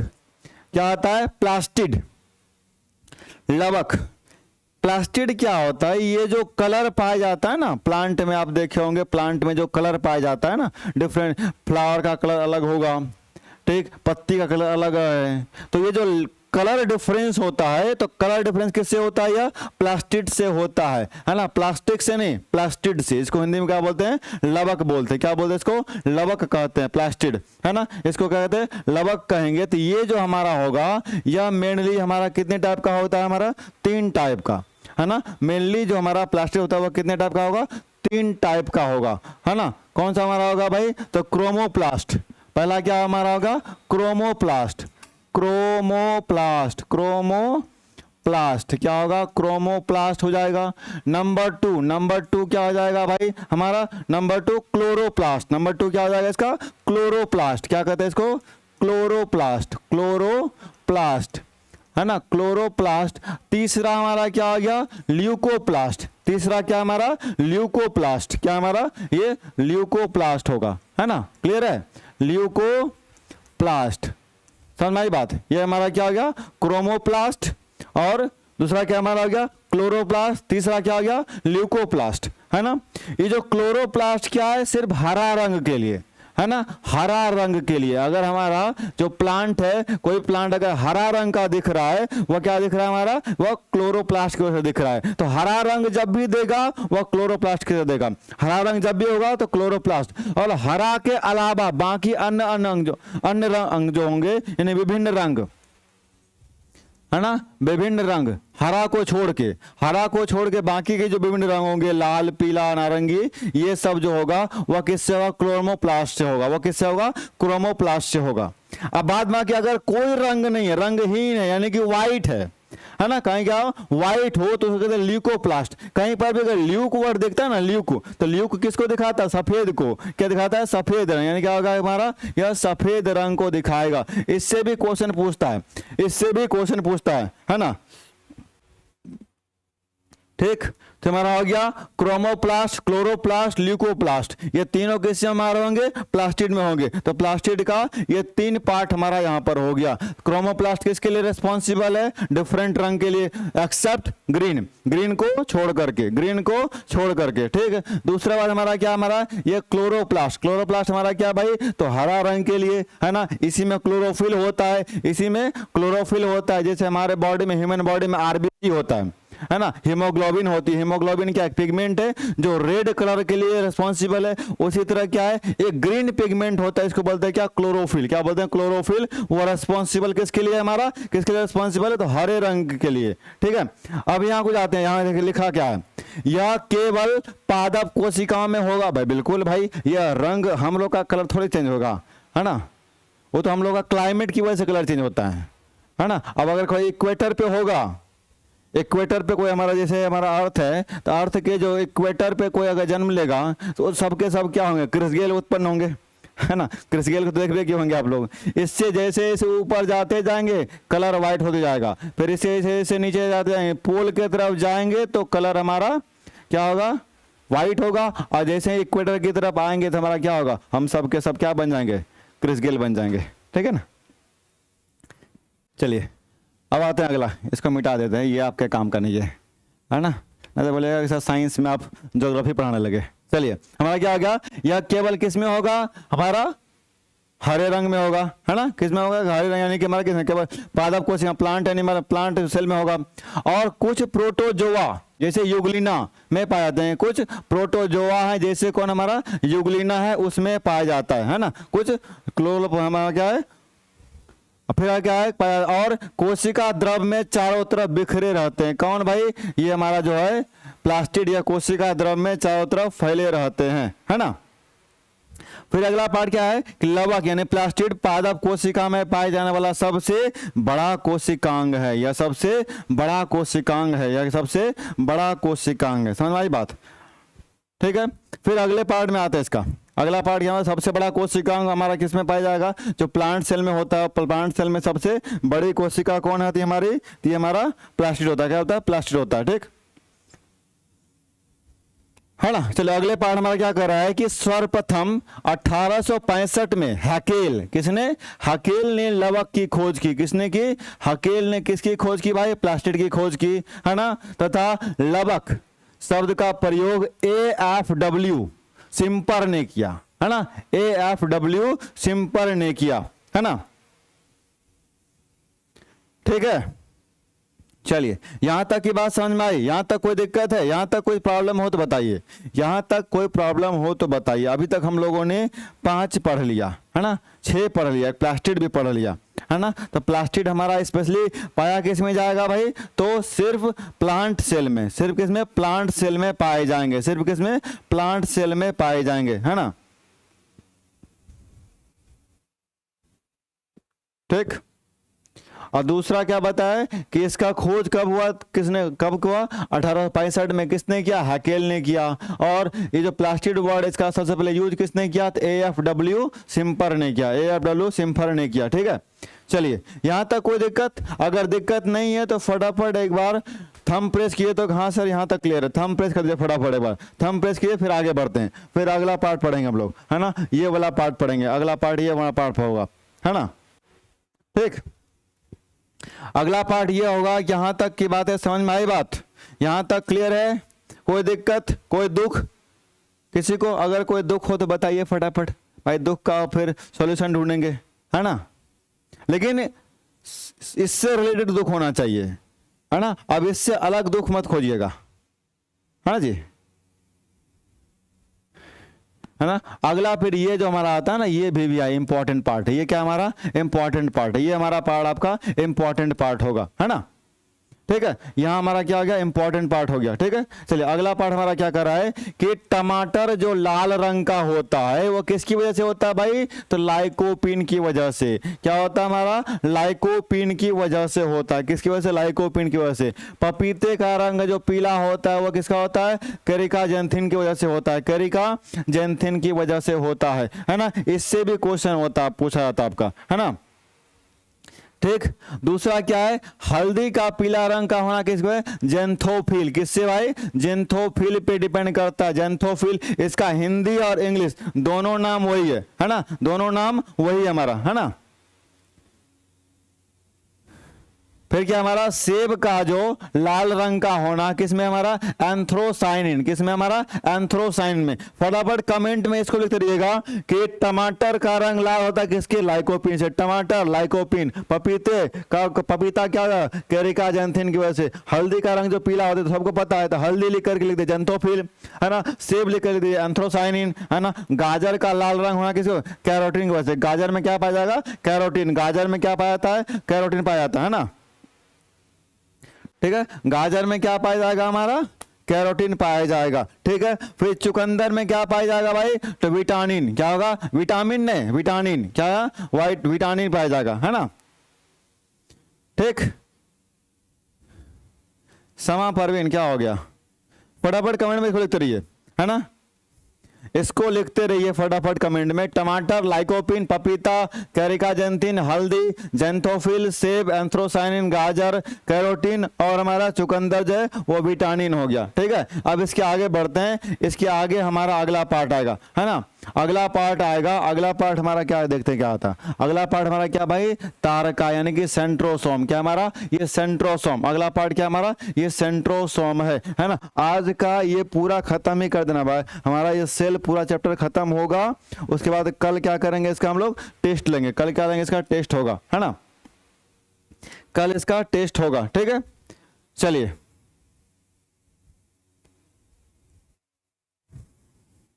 अगले पार्ट में आता है क्या, ये जो सेंट्रोसोम है हमारा, सेंट्रोसोम की खोज किसने की, एडवर्ड वॉन बेंडिन ने, है ना। एडवर्ड वॉन बेंडिन ने कब किया, 1883 ईस्वी में की, है ना। और 1888 ईस्वी में थियोडर बावरे ने इसे सेंट्रोसोम नाम दिया।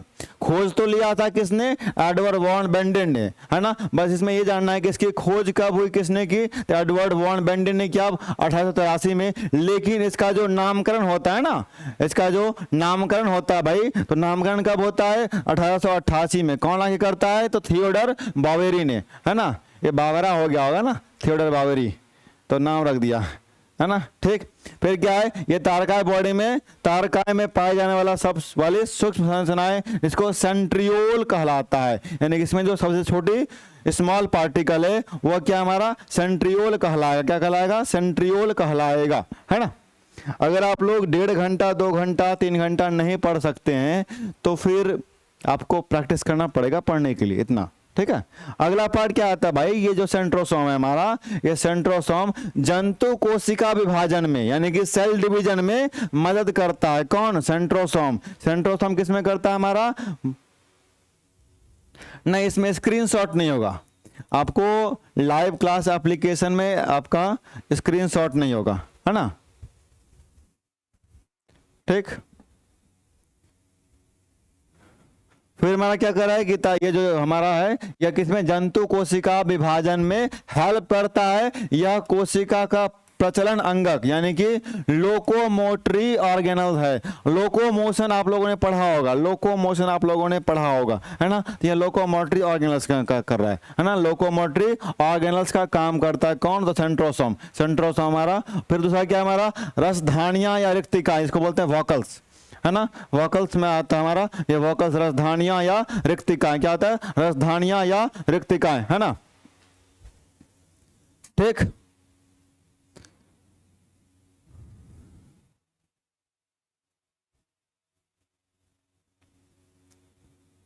चलिए अगला पार्ट हमारा क्या है, ये रसधानियां या रिक्तिकाएं, इंग्लिश में क्या बोलते हैं उसको, वॉकल्स बोलते हैं। वॉकल्स हमारा क्या कर रहा है, कोशिका द्रव्य में जल रस, क्या है, जल रस तथा उत्सर्जित पदार्थों को घेरने के वाली एक संरचना पाई जाती है ना। जल रस और उत्सर्जित पदार्थ इन दोनों क्या करते हैं, घेरने वाली एक स्ट्रक्चर पाया जाता है जिसे क्या कहते हैं, रसधानी कहते हैं, है ना। जल रस को बताया, उसको कवर करने वाला क्या होगा, रसधानी होगा, है ना। क्या होगा, रसधानी होगा, है ना। चलिए आगे आते हैं। दूसरा पार्ट हमारा क्या कर रहा है, यह झिल्ली से घिरी रहती है। किससे घिरी होती है, झिल्ली से घिरी होती है। और साथ ही जिसे रिक्तिका कला यानी कि टीनोप्लास्ट क्या कहते हैं भाई, ये टीनोप्लास्ट कहा जाता है। किसको, ये जो हमारा झिल्ली है ना, झिल्ली से घेरा होता है, उसी झिल्ली को क्या कहते हैं, ये टीनोप्लास्ट कहते हैं। यानी वकल्स का जो चारों तरफ झिल्ली होता है उसे क्या कहते हैं, टीनोप्लास्ट कहते हैं। क्या कहते हैं, टीनोप्लास्ट कहते हैं, है ना। ठीक, फिर क्या है, रिक्तिका के अंदर यानी कि हमारा वकल्स के अंदर भरे द्रव को रिक्तिका रस कहा जाता है। क्या कहते हैं, रस भरा हुआ है, द्रव भरा हुआ है, रस ही कहेगा। यहाँ जल रस था तो उसको रसधानी कह दिए। नाम याद, हिंदी में नाम याद रखना आसान होता है, इंग्लिश का थोड़ा सा कनेक्शन नहीं बैठता। वो नाम कुछ और होता है, अंडर डेफिनेशन कुछ और होता है। हिंदी में क्या होता है, जैसा नाम वैसा काम, है ना। जैसा नाम होगा वैसा उसका काम होगा। ठीक है, ठीक है। चलिए यहां तक समझ में आई बात। अगले पार्ट में आते हैं। ये छोटा मोटा पार्ट है, ज्यादा तो है नहीं, एक एक टॉपिक का 2-3 लाइन करके है, इतना ही पूछा जाता है। इससे ज्यादा आपको पढ़ना भी नहीं है, इससे ज्यादा दिमाग लगाना भी नहीं। एक साल और पढ़ लेते हैं ना, और नहीं पढ़ना बाबू आप लोग को, बस इतना ही काफी आप लोग के लिए, है ना। ठीक, अब आगे आते हैं। अगला क्या लिखा है कि रसधानियों को कोशिका का भंडार गृह, store house, store house of the cell. Store house of the cell किसे कहते हैं, वकल्स को कहते हैं। क्या कहते हैं, वकल्स को कहते हैं। रसधानियों को क्या कहते हैं, store house of the cell. Store house of the cell, store house यानी कि सेल का जो स्टोरिंग पावर है सबसे ज्यादा किस पे होगा, कहाँ होता है, स्टोर होता है हमारा, यह रसधानियों में होता है। यानी कि हमारा किस में होगा, वकल्स में होगा। फिर कह रहा है यह जंतुओं में छोटा किंतु पादपों में बहुत बड़ा होता है। जंतु में क्या होगा, छोटा होगा, लेकिन पादपों में क्या होगा, यह बहुत बड़ा होगा, बहुत बड़ा होगा, है ना। जंतु में छोटा होगा, ये जो हमारा वोकल्स है वही अगर पादप में जाए, हमारा पादप में जाए तो ये हमारा क्या होगा, है ना, ये बहुत बड़ा हो जाएगा। ठीक है, ठीक। चलिए अगले पार्ट में आते हैं। हमारा अगला क्या है, केंद्रक, न्यूक्लियस। अब ये सब के सब ऊपर से हम लोग अंदर जाते चले गए। सेल का पहले बाहरी प्लेयर पढ़ लिए हम लोग, फिर उसके बाद धीरे धीरे अंदर आते गए। अंदर आने के बाद सबसे अंदर क्या मिल रहा है हमको, ये केंद्रक मिल रहा है। क्या मिल रहा है, न्यूक्लियस मिल रहा है। भाई इसके बारे में जानना है हमको, है ना, इसके बारे में हमको जानना है। कब तक क्लास चलेगी, मैंने कहा ना कि इस चैप्टर को आज खत्म करना है ना, तब आगे चैप्टर और आगे बढ़ेंगे। अगर एक चैप्टर को हम अगर 3-4 दिन में खत्म करें तब तो आपका हो गया सिलेबस, करते करते करते साल बीत जाएगा, है ना। आपका सिलेबस तब अगले साल खत्म होगा। ठीक, फिर क्या करा है कि कोशिका द्रव, जब आप पढ़ने बैठो तो बॉटल में पानी लेके बैठो, अगर उससे भी ना हो तो कुरकुरे सब लेके बैठो, स्नैक्स सब लेके बैठो, है ना। कुछ लोग अगर ये फास्टिंग में है अभी, है ना, तो उनके लिए तो उनको पता है कि वैसे भी खाने मिलने वाला है नहीं, है ना। पढ़े या ना पढ़े, नहीं पढ़ेंगे तो भी खाने नहीं मिलेगा, पढ़ेंगे तो भी खाने नहीं मिलेगा, तो चिंता तो है ही नहीं उसको, है ना, उसको तो कोई सोचना ही नहीं है।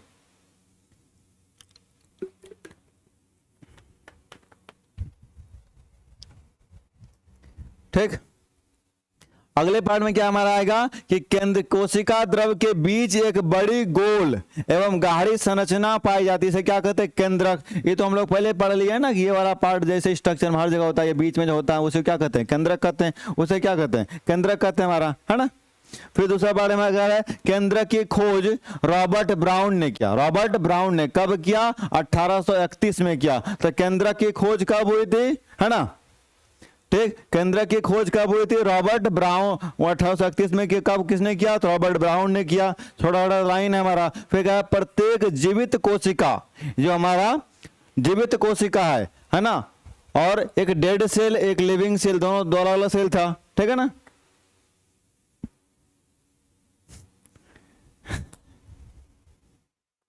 चलिए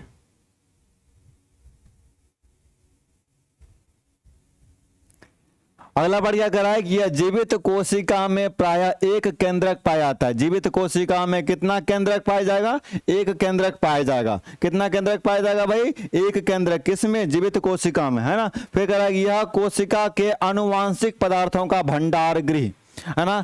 यह क्या है? जेनेटिक मटेरियल, जितने भी जेनेटिक मटेरियल जो डीएनए वाला होता है ना, डीएनए सब कहाँ होता है? यह न्यूक्लियस में ही होता है, न्यूक्लियस में ही होता है। जेनेटिक जो हमारा डीएनए वाला पार्ट होगा, ये जेनेटिक मटेरियल जितने भी होंगे वो सब के सब कहाँ होंगे हमारे? ये हमारा भाई ये केंद्रक में होता है, केंद्रक में होता है। यानी ये जो केंद्रक छोटा सा है उसके अंदर भी हमारा ये जेनेटिक मटेरियल पाया जाएगा, है ना। ये जो हमारा केंद्रक होगा, इस केंद्रक के अंदर भी कुछ मटेरियल भरे होते हैं। तो देखने में छोटन लगे घाव करे गंभीर, वही वाला बात हो गया, है ना। छोटा बम बड़ा धमाका, ठीक। चलिए अब अगला आते हैं, अगला पार्ट पे हमारा क्या होगा कि न्यूक्लियस के कुछ अलग अलग पार्ट जो होंगे, उसके अंदर का कुछ कुछ पार्ट होगा। ये हम लोगों ने पहले ही पढ़ लिया, है ना। ये क्या पढ़ा पड़े हमारा भाई? जो न्यूक्लियर मेम्ब्रेन, है ना, ये पढ़ लिए थे। फिर केंद्रक द्रव को क्या न्यूक्लियोप्लाज्म कहते हैं, ये भी पाया जाता है। उसमें केंद्रिका न्यूक्लियोल्स पाया जाता है, बताए थे। केंद्रक के अंदर एक और डॉट होता है, केंद्रक के अंदर। ये अगर केंद्रक होगा उसके अंदर एक और डॉट होगा तो क्या केंद्रिका कहेंगे। ऊपर वाला हो गया हमारा केंद्रक, ऊपर वाला हो गया केंद्रक, अंदर वाला क्या कहेंगे? केंद्रिका। ये ऊपर भी ऊपर एक बार और बताए थे केंद्रिका, ये क्या हो गया? केंद्रिका हो गया। फिर हमारा क्या है? यह एक क्रोमेटिन नेटवर्क पाया था, उसमें क्रोमेटिन नेटवर्क। ये सब के सब इतने चीज हमारे पाए जाते हैं किसमें? सिर्फ केंद्रक में, सिर्फ न्यूक्लियस में इतना पाया जाता है ना। यहां तक की बात समझ में आई बात, है ना। थोड़ा स्पीड कर रहे हैं इसलिए ताकि आपका सही टाइम पे सिलेबस खत्म हो पाए, है ना। आप यहाँ 9, 10th का और 11, 12th का सिलेबस पढ़ने नहीं आए। अगर उतना पढ़ने आते, हम अगर अभी 12th क्लास को पढ़ा रहे होते, 11th क्लास को पढ़ा रहे होते, तो हम इसी चैप्टर को लगभग करते 15 दिन में खत्म, है ना। 15 दिन लगाते इसी चैप्टर को पढ़ाने में, है ना। यहाँ क्या कर रहा है कि आपको 15 दिन में लगभग 10 चैप्टर पढ़ लेना है ना। एक ओवरव्यू पढ़ना है, ओवरव्यू। जितना क्वेश्चन पूछा जाता है बस उतना ही पढ़ना है आपको, ज़्यादा नहीं पढ़ना ना। ज़्यादा दिमाग लगाना ही नहीं इसमें ज़्यादा दिमाग अप्लाई करना ही नहीं है, ठीक। चलिए अगला क्वेश्चन आते हैं। अगला हमारा क्या कर रहा है? ये गुणसूत्र जो क्रोमोसोम्स है, हमारा क्या है? क्रोमोसोम्स। इसका क्या है? क्रोमोसोम्स इसका क्या काम है ना, ठीक है। चलिए अगला पार्ट हमारा क्या कर रहा है भाई कि कोशिका के केंद्रक में गुणसूत्र महीन, लंबे तथा कुंडलित भाग धागे के रूप में दिखाई देता है। कौन भाई? ये क्रोमोसोम्स। जो हमारा गुणसूत्र है यह कैसा दिखता है? महीन लंबे धागे की तरह, महीन लंबे तथा कुंडलित धागे की तरह दिखाता है ना। महीन लंबे तथा कुंडलित धागे की तरह दिखाई देता है तथा कोशिका विभाजन के समय यह स्पष्ट दिखाई देता है। सेल डिवीजन के टाइम पे ये जो हमारा क्रोमोसोम्स है ये आसानी से हमको दिखाई देता है, ठीक है।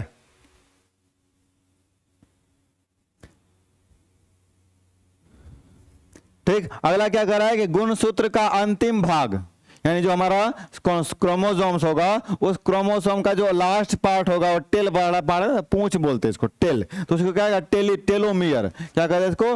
टेलोमियर कहलाता है। टेल से टेलोमियर बना दिया है, टेल से टेलोमियर। थोड़ा नाम अलग होना चाहिए ना भाई, ऐसे टेल लिख देगा तो तब तो ये बन जाएगा हमारा किसी भी चीज का पूंछ का बन जाएगा, है ना, छोटा पार्ट।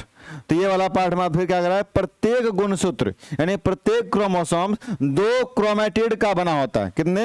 2 क्रोमेटिड का। जो प्रत्येक गुणसूत्र होते हैं वो कितने क्रोमेटिड का बना होता है भाई? तो 2 क्रोमेटिड। प्रत्येक क्रोमोसोम 2 क्रोमेटिड से बना होता है। दोनों क्रोमेटिड जिस जगह एक दूसरे से जुड़ते हैं उसे क्या कहते हैं? सेंट्रोमियर। क्या कहते हैं? सेंट्रोमियर। यानी कि 2 अलग अलग, अगर ये एक अलग हमारा क्रोमेटिड हो, एक ये अलग क्रोमेटिड हो, दोनों जहां जुड़ रहा होता है इसको ही क्या कहेंगे? हम क्या कहेंगे? सेंट्रोमियर कह देंगे। क्या कह देंगे? सेंट्रोमियर कह देंगे, है ना। क्लियर है? ये क्या कहेंगे? सेंट्रोमियर कर देंगे, है ना।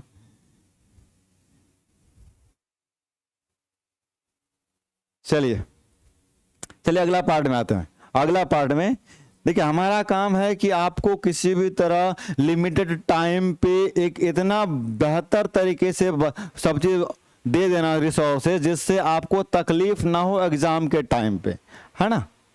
ठीक, चलिए अगला पार्ट में आते हैं हमारा। अगला क्या होगा, कुछ गुणसूत्रों के दूरस्थ सिरे यानी कि दूर वाला डिस्टेंस वाला जो होगा, दूरस्थ सिरे पर एक या एक से अधिक गांठें बनी होती है। यानी कि एक से, यानी कि जैसे इस तरह यहाँ पे ऐसे बना दिया गया, फिर यहाँ ऐसे बना दिया गया, ये इस तरह का गांठें बना होता है, इसको बोलते हैं, है ना। जैसे रस्सी में गांठ बांध देने पर गांठें बनी होती है, जो ये हमारा हो गया।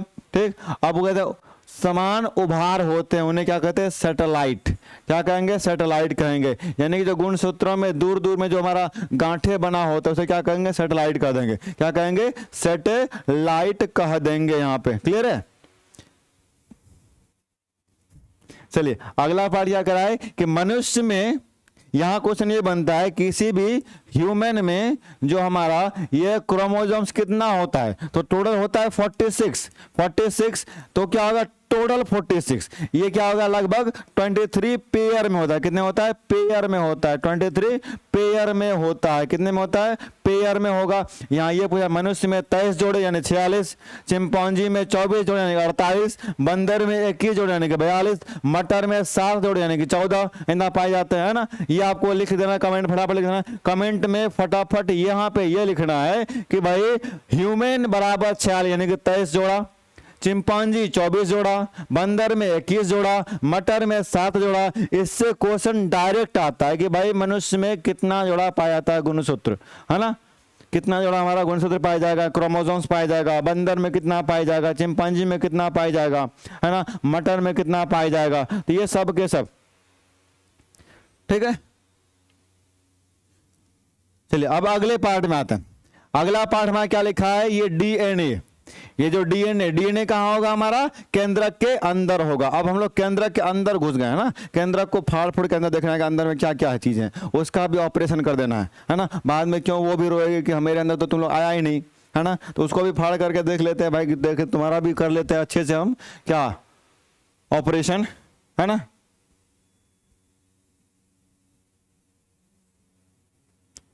चलिए अब है क्या, जेम्स वाटसन एवं फ्रांसिस क्रिक, इससे क्वेश्चन पूछा जा चुका है ना।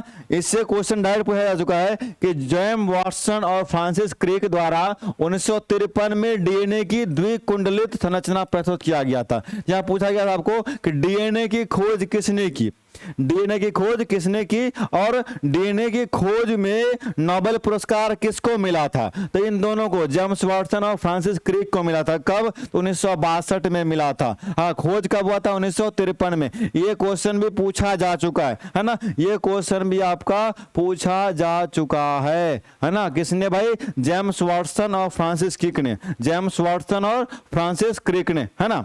ये रहा हमारा काम, यहां तक की कहानी खत्म हुई। अब आगे क्या कर रहे हैं कि डीएनए एक न्यूक्लिक एसिड है जो प्रोटीन के साथ मिलकर क्या बनाता है, क्रोमोसोम की रचना बनाता है। यानी क्रोमोसोम की संरचना जो बनाएगा वह, उसमें हेल्प कौन करेगा भाई, तुम्हारा डीएनए। कौन करेगा, डीएनए। कौन करेगा, हमारा ये डीएनए करेगा। क्या हेल्प करेगा, किसको भाई, तो ये हमारा क्रोमोसोम बनने में, है ना। जो कि प्रोटीन के साथ मिलकर क्रोमोसोम की संरचना बनाते हैं। तो क्रोमोसोम को बनने में ये न्यूक्लिक एसिड क्या करता है, हेल्प करता है, जो प्रोटीन के साथ मिलकर के बनाता है ना। ये हमारा पार्ट हो गया। अगला है आरएनए। इससे भी क्वेश्चन पूछता है। जिससे जिससे क्वेश्चन पूछता है, मैं आपको वही सब टॉपिक लेके आया हूं। इसमें पढ़ने को तो बहुत सारा चीज है ना। सेल चैप्टर बहुत बड़ा है, लेकिन जिससे क्वेश्चन पूछता है, जिससे पूछा जा चुका है, जिससे आगे आने की संभावना है, बस उसी को हमको पढ़ना है। ठीक है। अगला पार्ट क्या हमारा, आरएनए, राइबो न्यूक्लिक एसिड, है ना।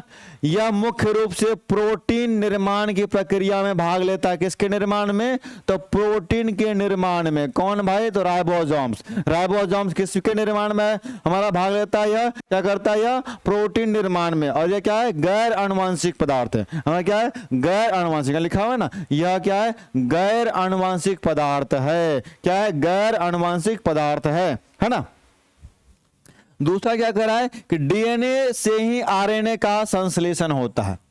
डीएनए से ही आरएनए का सिंथेसाइज होता है। यानी कि आरएनए का जो संश्लेषण होगा वह डीएनए के वजह से ही होगा, डीएनए के कारण से ही होगा। किसके कारण से होगा, डीएनए के कारण से ही होगा, है ना। ठीक, दूसरा क्या करा है कि आरएनए कोशिका द्रव में बिखरा हुआ एक कुंडलित यानी कि सिंगल स्ट्रैंडेड, क्या होता है सिंगल स्ट्रैंडेड, अगर द्विकुंडलित था कौन हमारा, ये हमारा डीऑक्सी यानी कि जो डीएनए था, यहां देखिए लिखा हुआ द्विकुंडलित है ना, यानी कि डबल, यहां क्या हमारा सिंगल स्ट्रैंडेड, आरएनए क्या हो गया सिंगल स्ट्रैंडेड, डीएनए क्या डबल, डीएनए यानी कि डबल, डी फॉर डबल, और आरएनए को कर देना क्या सिंगल, है ना, आरएनए क्या हो जाएगा सिंगल।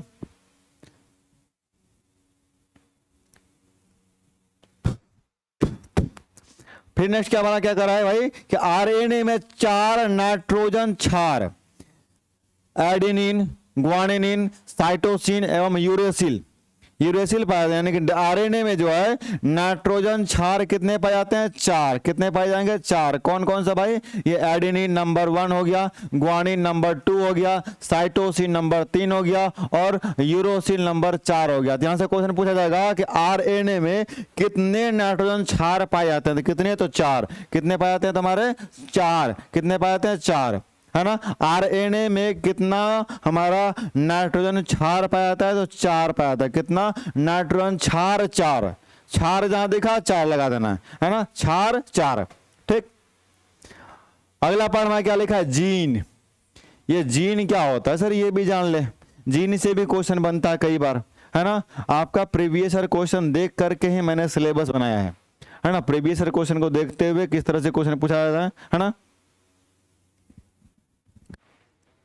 है ना, कोई बात नहीं, बात करने ना दीजिए, कल से होगा सबके लिए हम कमेंटे बंद कर देंगे, खाली हम ही को देखेगा, है ना, तब बतियाते रहना बैठ के आप लोग, ठीक है ना, तब खाली तब हम बोलेंगे, सब लोग सुनिएगा बैठ करके, जो आप लोग कमेंट कीजिएगा सिर्फ हम ही को दिखाई देगा, है ना, आज भर कर लीजिए मौज मस्ती।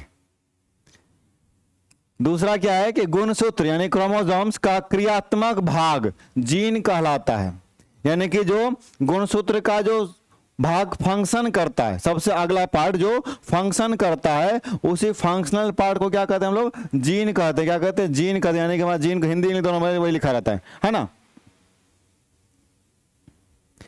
ठीक। फिर क्या करा है कि जो जीवों के एक पीढ़ी से दूसरी पीढ़ी में आनुवंशिक सूचनाओं का वाहक होता है, यानी कि जो रिप्रोडक्शन होगा, तो रिप्रोडक्शन में मदर से फीमेल यानी कि हमारा डॉटर में, है ना, यानी जो पेरेंट है, पेरेंट से उनके बच्चों में जो ट्रांसफर होगी, उसमें हमारा जो होगा उसके लिए रेस्पॉन्सिबल कौन होता है, ये जीन रेस्पॉन्सिबल होता है कि पहले वाले का ही नेचर दूसरे वाले पे ट्रांसफर होगा, है ना। चलिए ठीक, अगला पार्ट हमारा क्या कर रहा है कि जीन आनुवांशिकता की इकाई है, जीन किसका इकाई है भाई, आनुवांशिकता का इकाई है, आनुवांशिकता जेनेटिक, आनुवांशिकता मतलब जेनेटिक्स का इकाई, क्या है जेनेटिक्स का इकाई है ना, ठीक है। फिर कह रहा है कि जीन डीएनए का वह भाग है जो किसी विशिष्ट कार्य को संपादित करता है, तो ऊपर भी वही लिखा हुआ था, उसी को अलग पार्ट कर दिया, क्यों, क्योंकि इससे क्वेश्चन एक बार पूछ दिया था कि जीन का वह डीएनए का वह पार्ट जो विशिष्ट कार्य संपादित करता है उसे क्या कहते हैं, तो जीन कहते हैं, क्या कहते हैं उसे जीन कहते हैं, है ना। और उसी को दूसरा पार्ट यहाँ कर दिया है कि जो क्रियात्मक भाग है उसे क्या कहते हैं, जीन कहते हैं। तो दोनों से क्वेश्चन पूछा गया था, दोनों तरीके से, मैंने दोनों लाइन लिख दिया आपको, ठीक। अगला पर लाइन क्या कर रहा है कि वायरस में जीन डीएनए अथवा आरएनए से बना होता है, वायरस का जो जीन होता है वह डीएनए तथा अथवा आरएनए से बना होता है, जबकि यूकेरियोटिक जीवों में यह केवल किसका बना होगा, डीएनए का बना होगा। वायरस हमारा और दूसरा क्या है, ये वायरस में हमारा क्या होगा, डीएनए और आरएनए दोनों से क्या बनेगा, तो जीन बनेगा, दोनों से क्या बनेगा हमारा, तो जीन बनेगा भाई, दोनों से क्या बनेगा, जीन बनेगा। लेकिन यूकेरियोटिक में, किसमें, यूकेरियोटिक में हमारा जो होगा, यूकेरियोटिक में कौन हमारा सिर्फ डीएनए से बना होता है, कौन, जीन बना होता है। क्लियर है, यहां तक कि वो बात खोपड़ी में घुस गया होगा, है ना, घुसा कि नहीं जी, है ना। चलिए अगला पार्ट में आते हैं। अगला पार्ट हमारा क्या है, यह कोशिकीय उत्सर्जी पदार्थ, इससे क्वेश्चन डायरेक्ट पूछता है।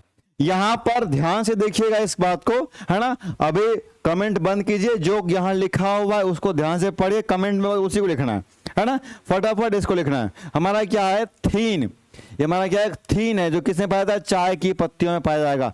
थीन किसमें पाया जाएगा, तो चाय की पत्तियों में पाया जाएगा। थीन किसमें पाया जाएगा, हमारा चाय की पत्तियों में पाया जाएगा।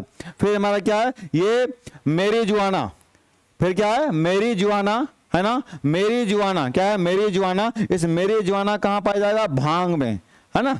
भांग कौन कौन पिया इसमें जी, कोई ऐसा है जो भांग पी के सो रहा होगा, ऐसा कोई है जो उन्होंने भांग ट्राई किया होगा पी के, है ना। चलिए हमारा क्या है, थीन किसमें पाया जाएगा, चाय की पत्तियों में। मेरीजुआना किसमें पाया जाएगा, हमारा भांग में, है ना। या फिर हमारा क्या, एट्रोपिन, क्या हमारा एट्रोपिन, एट्रोपिन किसमें पाया, एट्रोपा की जड़ों में, यानी हमारा एट्रोपा जो है ये एक प्लांट होता है ना, प्लांट होता है, उसमें पाया जाएगा। ठीक, तो चाय में थीन पाया जाएगा, चाय की पत्ती में। भांग में मेरीजुआना, एट्रोपा में एट्रोपिन पाया जाएगा, है ना। ये जो हमारा एक लिखा है ना, फेरुला पौधे, यानी कि जो पौधा है हमारा, फेरुला पौधे के जड़ों से प्राप्त कौन होता है, हमारा हींग। कौन प्राप्त होता है, हमारा हींग। कौन प्राप्त होता है, हमारा हींग। दूसरा क्या है, रबड़। रबड़ जो है वह हिबिया पौधे से प्राप्त होता है, किससे, हिबिया पौधे से प्राप्त लेटेक्स, जो हमारा लेटेक्स होगा वह उससे पाया जाएगा, है ना।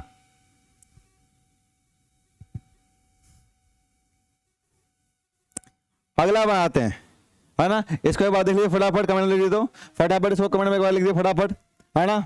सब के सब, राजीव कुमार, वेरी गुड, है ना। गांजा पीते हैं ना, चलिए अच्छी बात है, ठीक है। चलिए अगला पार्ट में आते हैं। वैसे ये सब पीना स्वास्थ्य के लिए हानिकारक है ना, ये सब नहीं पीना चाहिए। अगला पार्ट आते क्या, कत्था, है ना। कत्था क्या है, एकेसिया पौधे की लकड़ी है। कत्था वो पान में लगा खाता है ना, देखिए ना, कत्था वो हमारा किस में होगा, हमारा ये एकेसिया पौधे के लकड़ी में पाया जाएगा। फिर क्या, कॉर्क, कॉर्क क्या है, ओक वृक्ष के छाल में, है ना। ओक वृक्ष का हमारा है, उसके छाल से क्या प्राप्त होता है, हमारा ये कॉर्क होता है, वहां क्या होता है, कॉर्क प्राप्त होता है। अफीम, इसको ओपियम कहते हैं ना, ये क्या है, पोस्ता, है ना। पोस्ता के कच्चे फल से, क्या है, पोस्ता के कच्चे फल में क्या पाया जाता है, हमारा अफीम बनता है, हमारा अफीम पाया जाता है, क्या पता है, अफीम होगा, है ना। फिर क्या है, क्यूनिन, क्यूनिन क्या होगा, क्यूनिन किसमें होगा, सिनकोना की छाल से, किसमें, सिनकोना की छाल से। इसमें क्वेश्चन डायरेक्ट बनाता है ना। इससे क्वेश्चन क्या होगा, डायरेक्ट बनाएगा आपका, तुरंत पूछ देगा कि हाँ भाई इसमें क्या होगा, इसमें क्या पाया जाएगा, तो आपको उसमें आपको डायरेक्ट याद करना पड़ेगा। फिर क्या है, रेसरपिन, क्या है, रेसरपिन किसमें होगा, राउवेल्फिया की जड़ों में, राउवेल्फिया की जड़ से क्या होगा, राउवेल्फिया की जड़ से पाया जाएगा। फिर निकोटिन, निकोटिन किसमें पाया जाएगा, तंबाकू में, निकोटिन किसमें पाया जाएगा, तंबाकू में। तो ये वाला क्वेश्चन पूछा जा चुका था, ये वाला भी पूछा था। और एक ये जो कैफीन है, कॉफी में पाया जाता है, इससे पूछा गया था, कैफीन में कहाँ पाया जाएगा, कॉफी के बीजों में पाया जाएगा, ये भी पूछ लिया गया है ना, ये पूछ लिया गया है। चाय भी पूछ लिया गया है ना, चाय में थीन होगा, कॉफी में कैफीन होगा, है ना, उसमें तंबाकू में निकोटिन होगा। क्लियर है, तो ये सब जो है हमारे डायरेक्ट क्वेश्चन पूछा जा चुका है ना, डायरेक्ट क्वेश्चन इससे बनाया जा चुका है। ठीक,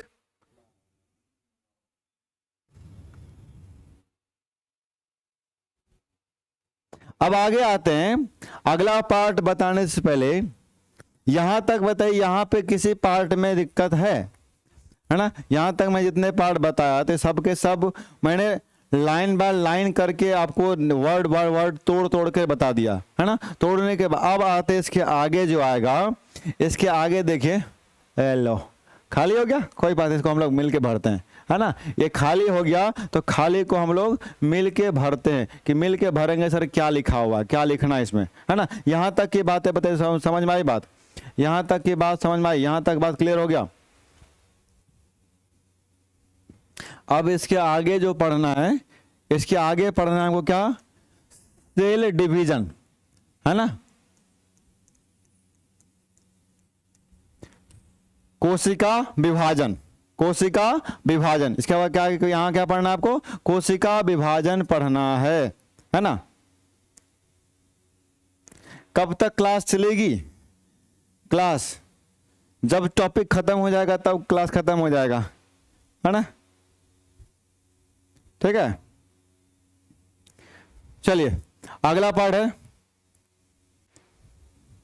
है ना। अब बताइए सेल डिवीजन होता क्या है, कोशिका विभाजन क्या होता है। तो सिंपली देखिए, जितना पूछा था क्वेश्चन में बस उतना जानना आपको। कोशिका विभाजन होता किस में है, तो कितने टाइप का, तो कोशिका विभाजन कितने टाइप का बताइए फटाफट, तो फटाफट कमेंट में बताइए। कोशिका विभाजन कितने टाइप का होगा, 2 टाइप का। कितना होगा, 2 टाइप का, है ना। एक हमारा होगा समसूत्री, एक होता है हमारा अर्धसूत्री, है ना। एक क्या होता है, समसूत्री विभाजन, क्या होता है, समसूत्री, है ना, समसूत्री विभाजन, समसूत्री विभाजन। और दूसरा अर्ध समसूत्री, है ना, अर्धसूत्री बोल सकते हैं इसको, अर्ध समसूत्री बोल सकते हैं इसको, है ना। ये हमारा हो गया। इंग्लिश में क्या कहते हैं इसको, मिटोसिस, क्या कहते हैं, मिटोसिस, मिटोसिस। एक इसको इंग्लिश में क्या बोलते हैं, मियोसिस, मियोसिस, है ना। ये दोनों में डिफरेंस क्या होता है पता आपको, है ना। ये दोनों में डिफरेंस पता आपको क्या है,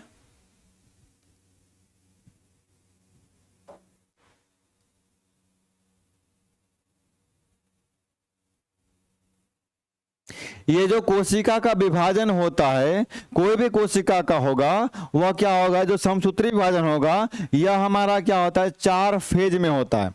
कितने फेज में होगा, 4 फेज में होगा। कितने फेज में होगा भाई, तो 4 फेज में होगा, है ना। यह जो कोशिका का विभाजन होता है, यह कितने फेज में होता है, 4 फेज में होता है।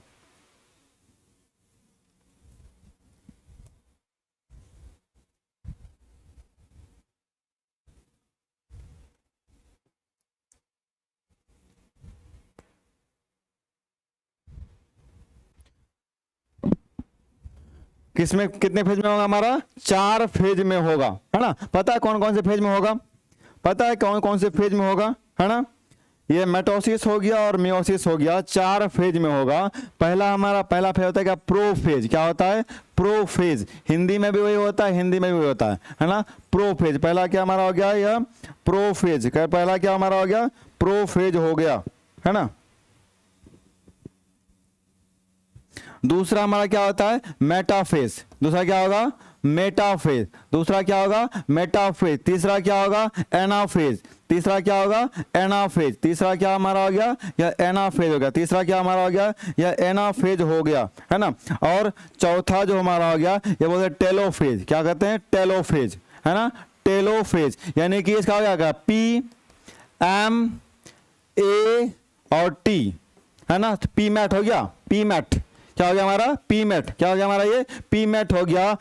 प्रोफेज, मेटाफेज, एनाफेज और टेलोफेज, ये हमारा हो गया प्रोफेज। और यह सिंगल यानी एक बार ही होता है। इसका डिवीजन क्या होगा, एक बार ही डिवीजन होगा।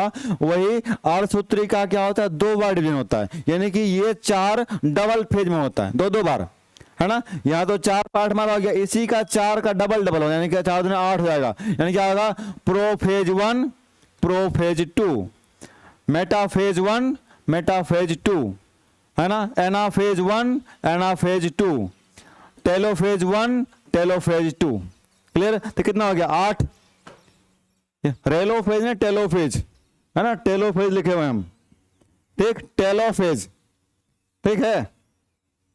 हाँ जी, क्या हो गया हमारे, ये पी मैट। आपको याद रखना है क्या, पी मैट याद रखना है। प्रोफेज, मेटाफेज, एनोफेज और एनाफेज और टेलोफेज, ये 4 फेज हो गया हमारा, है ना। इस 4 फेज में हमारा ये जो सेल का विभाजन होगा। तो समसूत्री विभाजन कहाँ होता है, मेटोसिस कहाँ होती है, जो हमारा कोई पार्ट अगर कहीं कट गया होगा, हमारा बॉडी का कोई पार्ट कहीं कट गया होगा, तो उसको भरने के लिए सेल का क्या होता है, विभाजन होता है। वहां पे सेल का विभाजन होगा, तो उस जगह पे जो सेल का विभाजन होगा वह क्या होगा, समसूत्री विभाजन होगा, यानी कि मेटोसिस होगा। वह क्या होगा, मेटोसिस होगा। कहाँ होगा, वहां पे मेटोसिस होगी वहां पे, ठीक। और दूसरा वही अगर क्या होगा, जो मेयोसिस का होता है, मेयोसिस का क्या होगा हमारा, है ना। मेयोसिस का क्या करा कि मेयोसिस सिर्फ व सिर्फ जब ये रिप्रोडक्शन की बात होगी, यानी कि सेक्सुअल रिप्रोडक्शन जो बात हमारा होगा उस जगह पे ही सिर्फ होगा कि भाई एक हमारा फीमेल गैमेट, है ना, एक मेल गैमेट, एक फीमेल गैमेट और मेल गैमेट, तो दोनों में अलग अलग हमारा क्या होता है, हमारा यह होता उसका इसका एक पार्ट, है ना, इसका एक पार्ट, दोनों आधा आधा मिल करके एक बनेगा, है ना, आधा आधा मिल करके एक बनता है। इसको बोलते हैं डॉटर, है ना, डॉटर सेल कहते हैं, इसको हम लोग डॉटर सेल कहते हैं ना, ठीक। कि पेरेंट से सेल को टूट करके जो अलग होगा, तो अलग होने के बाद क्या होगा, एक सेल उससे एक पेरेंट से यानी फीमेल से आधा और इससे आधा, आधा आधा मिलकर के क्या होगा, एक पूरा बन जाएगा हमारा, एक पूरा बन के तैयार हो जाएगा। तो यहाँ क्या हो जाएगा हमारा, यह हमेशा क्या होगा, सिर्फ सेक्सुअल रिप्रोडक्शन है ना, सेक्सुअल रिप्रोडक्शन के टाइम पे ही हमारा क्या होगा, इसका हमारा काम होता है। सिर्फ अर्धसूत्री हमारा जो होगा यानी कि मेयोसिस जो होगी, मेयोसिस जो होगा वह कब होगा, सिर्फ कब होगा, सेक्सुअल रिप्रोडक्शन के टाइम पे। बाद बाकी और जितना भी काम होगा, और जितना भी काम होगा वह सब के सब क्या होंगे हमारे, माइटोसिस में होगा, सबके सब किस में होगा, हमारा माइटोसिस में होगा, है ना। कल से आप लोग की कंफर्म मैं क्या करूंगा, आप लोग का कमेंट बंद कर दूंगा, है ना। कल से आप लोग का कमेंट बिल्कुल बंद रहेगा, सिर्फ मुझे ही दिखाई देगा आप लोग का कमेंट, आप लोग अपने में किसी को दिखाई नहीं देगा वो, है ना। चलिए, आप लोग को प्रेफरेंस दिए है ना, तो कुछ लोग ज़्यादा ही उसका प्रेफरेंस का फ़ायदा उठाने लगते हैं। जब फ़ायदा उठाने लगेगा ज़्यादा, तब उसको थोड़ा क्लोज करना पड़ता है ना? वही करना पड़ेगा, तब जाके आप लोग कमेंट करना, थोड़ा फालतू कमेंट करना बंद कीजिएगा। चलिए, ये वाला पार्ट समझ आया, इतना सिंपल समझ में आई बात, है ना। ये सिंपल सा पार्ट समझ आया कि समसूत्री कहाँ होगा, बाद बाकी जितने भी सेल गार्ड यानी कि कोई भी घाव कहीं पे हो गया, चोट लग गया, उसको अगर ठीक करना होगा तो सब के सब क्या होंगे हमारे, वहाँ पे माइटोसिस होगा। मेयोसिस क्या होगा, सिर्फ या सेक्सुअल यानी कि जब हम अपने जनरेशन को अगले जनरेशन में ट्रांसफर, यानी कि अपना जनरेशन जब बढ़ाने की बात होगी, जब जनरेशन बढ़ाने की बात आएगा, तब वहाँ क्या करेंगे हम लोग, ये हम अर्धसूत्री यानी कि मेयोसिस का यूज करते हैं। और बाद मेयोसिस होता है वहाँ पे, अब बाद में की हर जगह क्या होता है, माइटोसिस होता है। माइटोसिस 4 फेज में कौन होगा, पीमेट फेज में होगा, पीमेट हमारा प्रोफेज, मेटाफेज, एनोफेज और टेलोफेज। इधर उसी का part 1 part 2, part 1 part 2, part 1 part 2, ये सब पार्ट हमारा होता है ना। पार्ट 1 पार्ट 2 हमारा रहेगा, ठीक है। यहाँ तक की बातें क्लियर हो गई। इसके बाद हमारा यहाँ पे सेल खत्म हो गया, है ना। कोशिका की इतनी सी बात थी, कोशिका की इतनी सी कहानी थी। और याद जान लीजिए कि ये जो आपका पीडीएफ है, पीडीएफ आपको सब मिल जाएगा, उसकी चिंता ना करें सर नहीं मिलेगा, मिलेगा, लेकिन कुछ कारण से अभी नहीं मिल पा रहा है ना, अभी नहीं जा पा रहा है, कुछ कारण ऐसा हो गया है जिससे वो सेव नहीं हो रहा, सेंड नहीं हो रहा है ना, कुछ प्रॉब्लम है जिस वजह से आपको नहीं मिल पा रहा है वो, ठीक। मिलेगा आपको सब, प्लस मैथ की क्लास अभी जस्ट हमारा 4:45 में, अभी का टाइम कितना हो रहा है ना, अभी आपका 4:42 ही हो गया ना, यानी कि 5 से 10 मिनट में, 10 मिनट में लगभग हम स्टार्ट कर देंगे उसको, 10 मिनट में लगभग वो वाला हमारा क्लास स्टार्ट हो जाएगा मैथमेटिक्स का। इसी पे, इसी एप्लीकेशन पे, इसी जगह पे हमारा मैथमेटिक्स का क्लास स्टार्ट हो जाएगा, ठीक है। ठीक, आज के लिए इतना ही, मिलते हैं अगले क्लास में। कल इसका टेस्ट हो जाएगा, कल इसका टेस्ट हो जाएगा आपको, ठीक है। चलिए, आज के लिए इतना ही, मिलते हैं अगले क्लास में, तब तक के लिए जय हिंद।